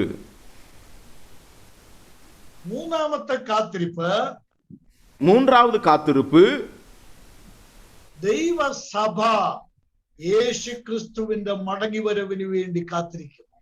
தேவனுடைய சபை இயேசு கிறிஸ்துவினுடைய வருகைக்காக காத்திருக்கிற அனுபவம். അതാണ് നമ്മൾ ഇവിടെ കണ്ടത്. തെസ്സലോനിക്കർ ലേഖനം 1-ാം അധ്യായത്തിന്റെ 9-10 വാക്യങ്ങളിൽ നമ്മൾ കണ്ടത് സഭ കർത്താവിന്റെ വരവിന് വേണ്ടി കാത്തിരിക്കുകയാണ്. அதைதான் நாம் இங்கே பார்க்கின்றோம். 1 தெசலோனிக்கர் 1-ாம் அதிகாரத்தினுடைய 9-10 வசனங்களிலே சபையானது கிறிஸ்து இயேசுவினுடைய வருகைக்காக காத்திருக்கிறது. തെസ്സലോനിക്ക സഭ കർത്താവിന്റെ വരവിന് വേണ്ടി കാത്തിരുന്നു. தெசலோனிக்க சபையானது கர்த்தராகிய இயேசு கிறிஸ்துவினுடைய வருகைக்காக காத்திருக்கிறது. நாம் கர்த்தாவிന്റെ വരവിന് വേണ്ടി കാത്തിരിക്കുന്നു. நாம் கர்த்தருடைய வருகைக்காக காத்திருக்கின்றோம். നമ്മുടെ കർത്താവായ യേശു ക്രിസ്തു വേഗം വരും. நம்முடைய கர்த்தராகிய இயேசு கிறிஸ்து சீக்கிரமாய் வருவார். ആ കാത്തിരിപ്പും അന്ന് അവസാനിക്കും. அந்த காத்திருப்பும் அன்று நிறைவேறும். അപ്പോൾ കാത്തിരിപ്പ് എന്നുള്ള ബൈബിളിൽ പറയുന്ന വിഷയം നമ്മൾ ഇപ്പോൾ ഒന്ന് പഠിക്കാൻ ശ്രമിക്കുകയാണ്. ஆகவே காத்திருப்பு என்கிறதான காரியத்திலே வேத புத்தகத்திலே சொல்லப்பட்டிருக்கிற காரியத்தை புரிந்து கொள்கிறதுக்கு நாம் முயற்சித்தோம். ഈ കാത്തിരിപ്പ് എന്നുള്ള വാക്കിന്റെ അർത്ഥം എന്താണ്? இந்த காத்திருப்பு அல்லது எதிர்பார்ப்பு என்கிறதான வார்த்தையினுடைய அர்த்தம் என்ன? പലരും ധരിച്ചു വെച്ചിരിക്കുന്ന കാത്തിരിപ്പ് എന്ന് പറഞ്ഞാൽ ഇങ്ങനെ നോക്കിയിരിക്കുന്നതാണോ കാത്തിരിപ്പ്?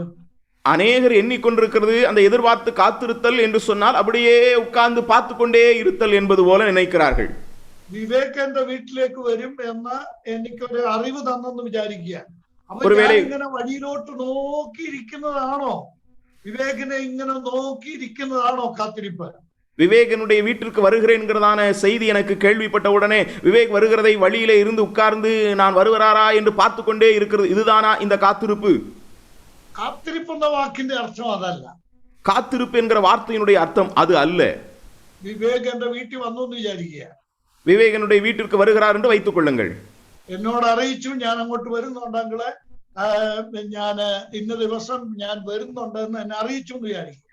விவேகனிடத்திலே அங்கிள் நான் இந்த நாளிலே உங்கள் வீட்டுக்கு வருகிறேன் என்று சொல்லி இருக்கிறார் என்று வைத்துக் கொள்ளுங்கள்.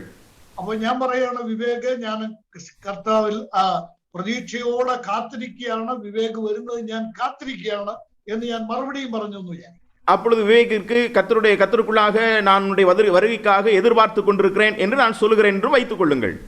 സമയത്ത് വിവേക് വന്നു. அந்த நேரத்திலே விவேகும் வந்தார். വന്നു കഴിഞ്ഞപ്പോ ഞാൻ ഒരാളെ വിളിച്ചിട്ട് പറയൂ കാപ്പിപ്പൊടി ചായപ്പൊടി സ്വല്പം ചായപ്പൊടി, പഞ്ചസാര ഇല്ല, ഒരല്പം പഞ്ചസാര വാങ്ങിക്കൊണ്ടുവാ, പാലില്ല പാല് വാങ്ങിക്കൊണ്ടുവാ എന്ന് പറഞ്ഞു എന്ന് വിചാരിക്കുക, പറയുന്നു എന്ന് വിചാരിക്കുക. அப்பொழுது அவர் வந்த பொழுது ஒருவரிடத்தில் நான் சொல்றேன், ஐயோ காப்பி தூள் இல்லையே, ஐயோ டீ தூள் இல்லையே, சீனி இல்லையே, கொஞ்சம் காப்பி தூளும் டீ தூளும் சீனியும் பாலும் வாங்கிட்டு வாங்க அப்படின்னு ஒருத்தட்ட சொல்லுகிறேன் என்று வைத்துக் கொள்ளுங்கள்.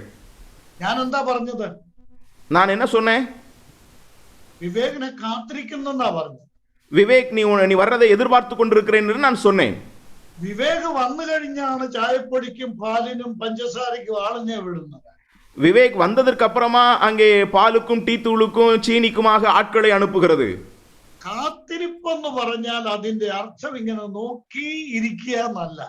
காத்திருப்பு என்று சொன்னால் அதனுடைய அர்த்தம் அப்படியே உட்கார்ந்து பார்த்துக்கிட்டே இருக்கிறது என்று அர்த்தம் அல்ல. ഒരുങ്ങി ഇരിക്കുക എന്നാണ്. ஆயத்தமாக இருத்தல் என்பதாகும். അതാണ് പൗലോസ് അപ്പോസ്തലൻ ഇവിടെ പറഞ്ഞത്. அதைதான் பவுல் அப்போஸ்தலன் இங்கே சொல்லுகின்றார். യേശു ക്രിസ്തു സ്വർഗത്തിൽ നിന്ന് വരുന്നത് നിങ്ങൾ കാത്തിരിക്കുകയാണ്. വിഗ്രഹങ്ങളെ വിട്ട് നിങ്ങൾ ദൈവത്തിങ്കലേക്ക് തിരിഞ്ഞിട്ട് യേശു ക്രിസ്തു സ്വർഗത്തിൽ നിന്ന് വരുന്നത് നിങ്ങൾ കാത്തിരിക്കുകയാണ്. நீங்கள் விக்கிரகங்களை விட்டு மனம் திரும்பி இயேசு கிறிஸ்து பரலோகத்திலிருந்து திரும்பி வருகிறதை எதிர்பார்த்து காத்து கொண்டிருக்கிறீர்கள் என்று இங்கே சொல்லுகின்றார். ഇന്ന് രാത്രിയിൽ ചിലയിടത്ത് ഇന്ത്യക്ക് പുറത്തൊക്കെ സമയം വ്യത്യസ്തമാണ്.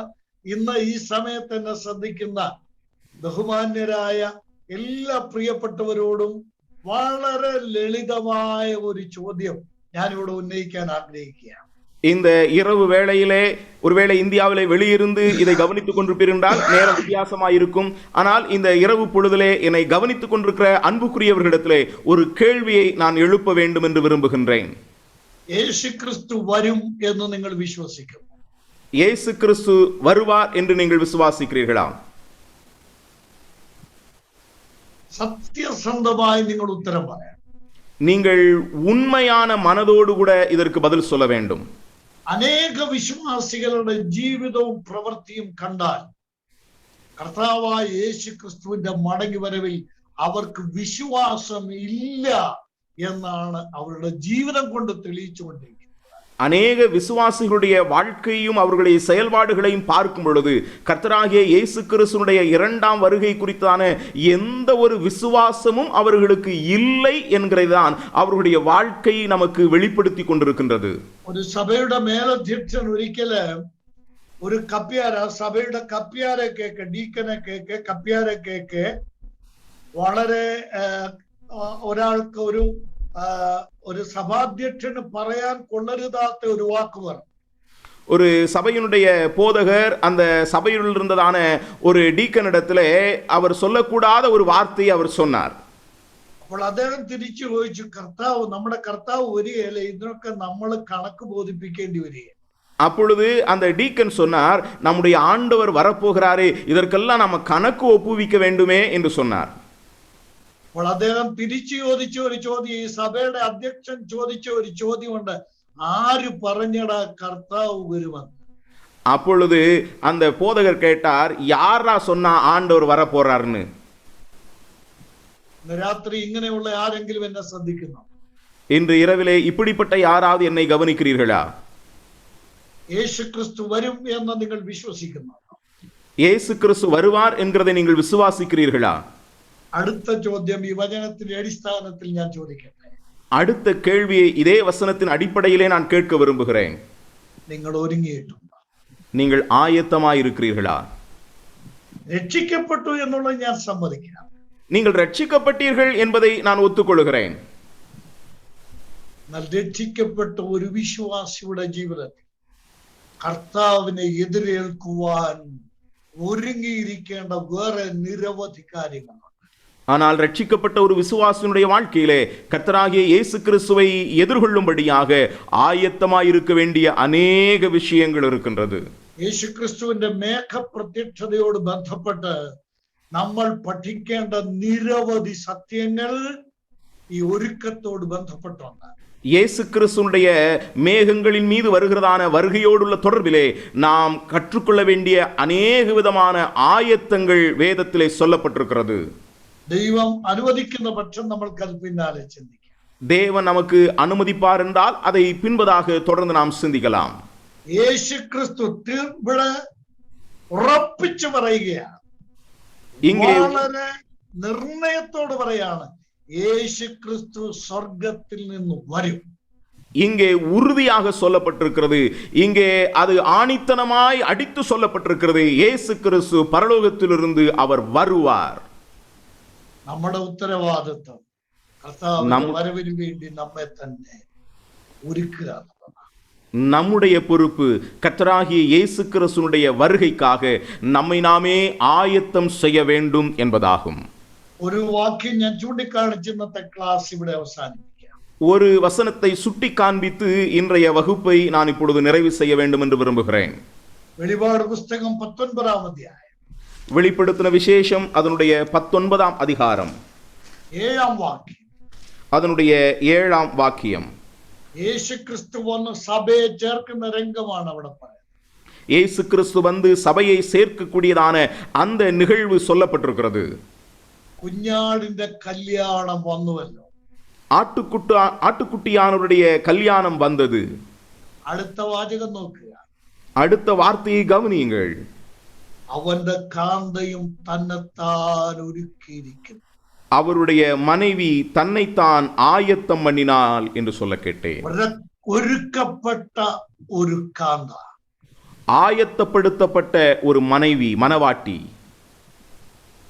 8-ാം വാക്യത്തിൽ ആ ഒരുക്കത്തെ കുറിച്ച് പറഞ്ഞിട്ടുണ്ട്. 8வது வசனத்திலே அந்த ஆயத்தத்தை குறித்து சொல்லப்பட்டிருக்கிறது. ശുദ്ധവും ശുഭ്രവുമായ വസ്ത്രം. சுத்தமும் பிரகாசமுமான மெல்லிய வஸ்திரம். ആ വസ്ത്രം വിശുദ്ധന്മാരുടെ നീതി പ്രവൃത്തികളാണ്. அந்த மெல்லிய வஸ்திரம் பரிசுத்தவான்களுடைய நீதிகளே. നീതി പ്രവൃത്തികൾ കൊണ്ട് നമ്മൾ നെയ്തെടുത്ത ശുഭ്രവും ശുദ്ധവുമായ വസ്ത്രം. நீதியின் கிரியைகளின் மூலமாக நாம் நெய்தெடுத்த பிரகாசம் உள்ளதான சுத்தமான மெல்லிய வஸ்திரம். അതാണ് യേശു ക്രിസ്തുവിന്റെ വരവിന് വേണ്ടി കർത്താവ് ഒരുക്കുന്നതല്ല, തന്നെത്താൻ ഒരുങ്ങുന്ന കാര്യം. அதற்காக கர்த்தராகிய இயேசு கிறிஸ்துவினுடைய வருகைக்காக அவர் ஆயத்தம் செய்கிறதல்ல, அதை எதிர்பார்த்திருக்கிறதான மனவாட்டி சபையானது தன்னைத்தானே ஆயத்தப்படுத்துகிறது. നാം കർത്താവിന്റെ വരവിന് വേണ്ടി நாம் ஆண்டவருடைய வருகைக்காக ஆயத்தமாவோம். കർത്താവിന്റെ വരവിനെ കാത്തിരിക്കുക. கர்த்தராகிய இயேசுவின் கிறிஸ்துவினுடைய வருகைக்காக எதிர்பார்த்து காத்திருப்போம். എന്റെ പ്രിയമുള്ളവരെ, നമ്മുടെ കർത്താവ് വേഗം വരാൻ പോവുകയാണ്. எனக்கு அருமையானவர்களே, நம்முடைய கர்த்தராகிய இயேசு கிறிஸ்து சீக்கிரம் வரப்போகின்றார். ആ കർത്താവിന്റെ വരവിന് വേണ്ടി നമ്മൾക്ക് കാത്തിരിക്കാം. அந்த கர்த்தருடைய வருகைக்காக நாம் காத்திருப்போம். അർത്ഥാൽ നമ്മളെ തന്നെ ഒരുക്കാം என்று சொன்னால் அதற்காக நம்மை நாமே ஆயத்தப்படுத்த வேண்டும். എന്നെ ശ്രദ്ധിച്ച എല്ലാവർക്കും നന്ദി. ഈ അവസരം ഒരുക്കിയ കോടമ്പാക്കം അസംബ്ലി, പ്രിയ മകൻ സന്തോഷ്, എന്നെ ശ്രദ്ധിച്ച എല്ലാവർക്കും, നന്നായിട്ട് ട്രാൻസ്ലേറ്റ് ചെയ്ത പ്രിയ സഹോദരൻ വിവേക്, എല്ലാവർക്കും കർത്താവിന്റെ നാമത്തിൽ നന്ദി അറിയിക്കുന്നു. ദൈവം നമ്മെ വചനങ്ങളാൽ അനുഗ്രഹിക്കുമാറാകട്ടെ. என்னை கவனித்த அன்புக்குரியவர்கள் யாவருக்கும், இந்த வாய்ப்பை கொடுத்ததான கோடம்பாக்கம் சபையாருக்கும், அருமையான சகோதரன் சந்தோஷ் ஜான்சன் அவர்களுக்கும், மொழிபெயர்ப்பு செய்தான சகோதரன் விவேக் அவர்களுக்கும், யாவருக்கும் கர்த்தருடைய நாமத்தினாலே என்னுடைய நன்றியை தெரியப்படுத்துகின்றேன். Thank you, Chain and Vivek, brother, for the Lord working in both of you. We had gone through the second advent, a very small portion, but very clearly expounded to us on various angles. We praise God for what has taken place. We had seen that there are totally three types of comings, and first is already happened, fulfilled. There is a coming of the Lord Jesus Christ, the first coming.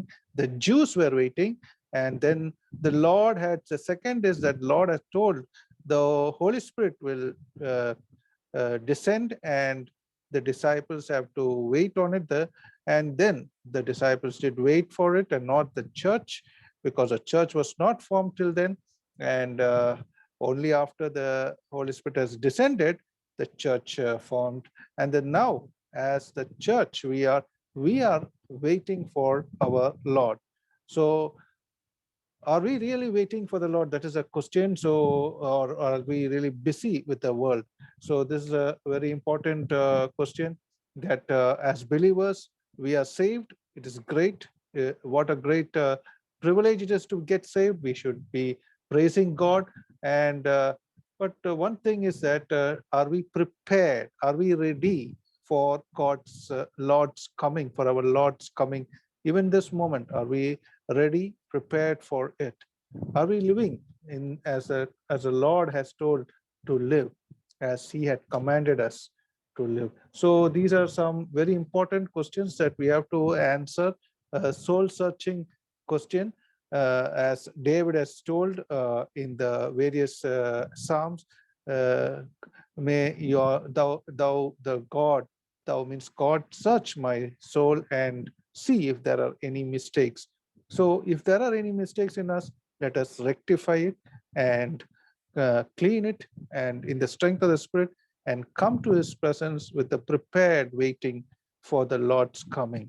So we thank evangelist P.S. Tamban from Rani, Kerala, for the taking this blessed time, sharing the word of God, teaching us on this important aspect, even from Romans chapter 8, verse 24, how we have a great hope of we are saved to the hope in the Lord Jesus Christ. So all these have been taught today, and we praise God for Evangelist P.S. Tamban Achayan for being with us, sharing the word, and we glorify God for what has taken place. We also thank Evangelist Vivekanand from Madurai for having translated the message, Bible study from Malayalam to Tamil, and we praise God for the talent and gift God has granted unto him. May God continue to use him in the days to come for his glory. We thank Evangelist Vivekanand also. May God be with you, dear brother. We also thank all the participants who have joined this evening time and in live stream, YouTube live stream, as well as in Zoom. And we praise God for all of you, or across more than a year, you have been supporting us. We praise God for that. Now also we thank for Laban Thomas, who had sang that wonderful songs, which will be keeping ringing in our hearts to remember the Calvary. If we take out the cross from the Word of God, it is just another book, ordinary book. Just the cross, if you take the scenario of the Calvary cross from the whole Bible, it will be dark book. That is what one of the great writers had told like that. So the cross is the one which had brought everything for us. So let us understand the cross of Christ, as Paul tells in 6:14, that it is forbid that I should boast in anything else but the cross of Christ. We thank Brother Laban Thomas for singing those two wonderful songs. And also we thank for the prayers made by the saints, opening prayer, and by B. Paul from Etupalayam, and also for the message, Bible study prayer from Ayan Pulam, that dear evangelist S. Pandian. May the blessed Lord be with both the evangelists, we pray. Now for the closing prayer, I request from Thiruvarur Assembly, Brother V.K. Devadas, to close the meeting with a word of prayer. Over to Thiruvarur, Evangelist V.K. Devadas. Praise the Lord, brother. எங்கள் அன்பு பரிசும் கிருபையர்க்கும் நல்ல ஆண்டவரே, இந்த அருமையான வேலைக்காக ஸ்தோத்திரிக்கிறோம் கர்த்தாவே. உண்மை நாங்கள் துதிக்கிறோம். எங்களுடைய அருமையான இந்த ஆண்டவரே, இந்த ஊழியத்தின் மூலமாக ஆண்டவரே 300 நாட்களை கடந்து கர்த்தாவே நம்முடைய அருமையான சகோதரன் எடுத்துக்கொண்ட இந்த ஜூம் ஊழியத்தின் மூலமாக பல்வேறுபட்ட நிலைமையிலிருந்து ஆண்டவரே பலவிதமான பரிசுத்தவான்கள் தேவ ஊழியர்கள் மூலமாக எங்களுக்கு நீர் ஆண்டவரை ஏற்ற தூதை நாங்கள் பெற்றுக்கொள்ளும்படி ஆண்டவரே சகோதரன் எடுத்துக்கொண்டிருக்கிற இந்த அருமையான அந்த கோடம்பாக்கம் சபையாருக்காகவும் அருமையான ஒரு சந்தோஷத்துக்காகவும் ஸ்தோத்திரிக்கிறோம். இப்பொழுதும் இணையத்தின் மூலமாக எங்களுக்கு அருமையாக ஆண்டவரே இந்த செய்தியை பகிர்ந்து கொடுத்த அருமையான சோர் தம்பானுக்காக கூட ஸ்தோத்திரிக்கிறோம். அந்த சோதனை கொண்டு பல்வேறு நாடுகளில் எடுத்து நீ பயன்படுத்தி கர்த்தாவே ஆவிக்குரிய மன்னாவே எங்களுக்கு பகிர்ந்து கொடுத்து வருவதற்காக ஸ்தோத்திரிக்கிறோம் சுவாமி. இந்த நாளிலும் கூட காத்திருப்பதை குறித்தான அந்த செய்தியை எங்களுக்கு ஆண்டவரே அவர் மூலமாக ஆண்டவரே நீர் எங்களுக்கு வெளிப்படுத்தி கொடுத்ததற்காக ஸ்தோத்திரிக்கிறோம். ஆமாண்டவருடைய வருகைக்கு நாங்கள் ஆயத்தமுடையவர்களாக எப்பொழுதும் காத்திருக்கக்கூடியவர்களாக இருக்கக்கூடிய வருகை சமீபமாக இருக்கிறது என்பதை நாங்கள் பார்க்கிறோம் கர்த்தாவே. இதை அருமையாக மொழிபெயர்த்து தந்த எங்களுடைய அருமையான சோழன் விவேக்குக்காக ஸ்தோத்திரிக்கிறோம். அவருக்கு ஏற்பட்ட பலவீனங்களிலும் உங்களுடைய பரம்பூர்ணமாக இருந்த உங்களுடைய தாசனை ஆண்டவரே அற்புத சுகத்தை நீ கொடுத்து அதற்காக ஸ்தோத்திரிக்கிறோம். இணையத்தில் இணைந்திருக்கிற ஒவ்வொரு குடும்பத்தாரையும் சபையாரையும் நம்முடைய நாமத்திலே நாங்கள் வாழ்த்துகிறோம், ஆசீர்வதிக்கிறோம். ஆண்டவர் மீட்பர் ரட்சகருமாய் இயேசு கிறிஸ்துவின் இனிய நாமத்திலே நம்முடைய ஜெபத்தையும் ஸ்தோத்திர வைக்கின்ற பிதாவே, ஆமென். Amen. May the grace of the Lord Jesus Christ, the love of God the Father, and the fellowship of the Holy Spirit be with each one of us now and forevermore. Amen. Thank you, Brother V.K. Devadas, for the closing prayer from Thiruvarur in Tamil Nadu. May the good Lord be with you. And we thank all the dear ones for being with us, and especially Evangelist P.S. Tamban. He will be with us on Thursday, God willing. And we thank also Evangelist Vivekanand and Laban Thomas once again for being with us. And on second, first, second, for 2nd, 3rd, and 4th August, we have it from USA, the speaker, David Meehan from New York side. He will be speaking to us. Please remember that also in your prayers. May the good Lord be with all of us. Till then, may the blessed Lord continue to be with us. We shall meet, God willing, tomorrow evening. God bless.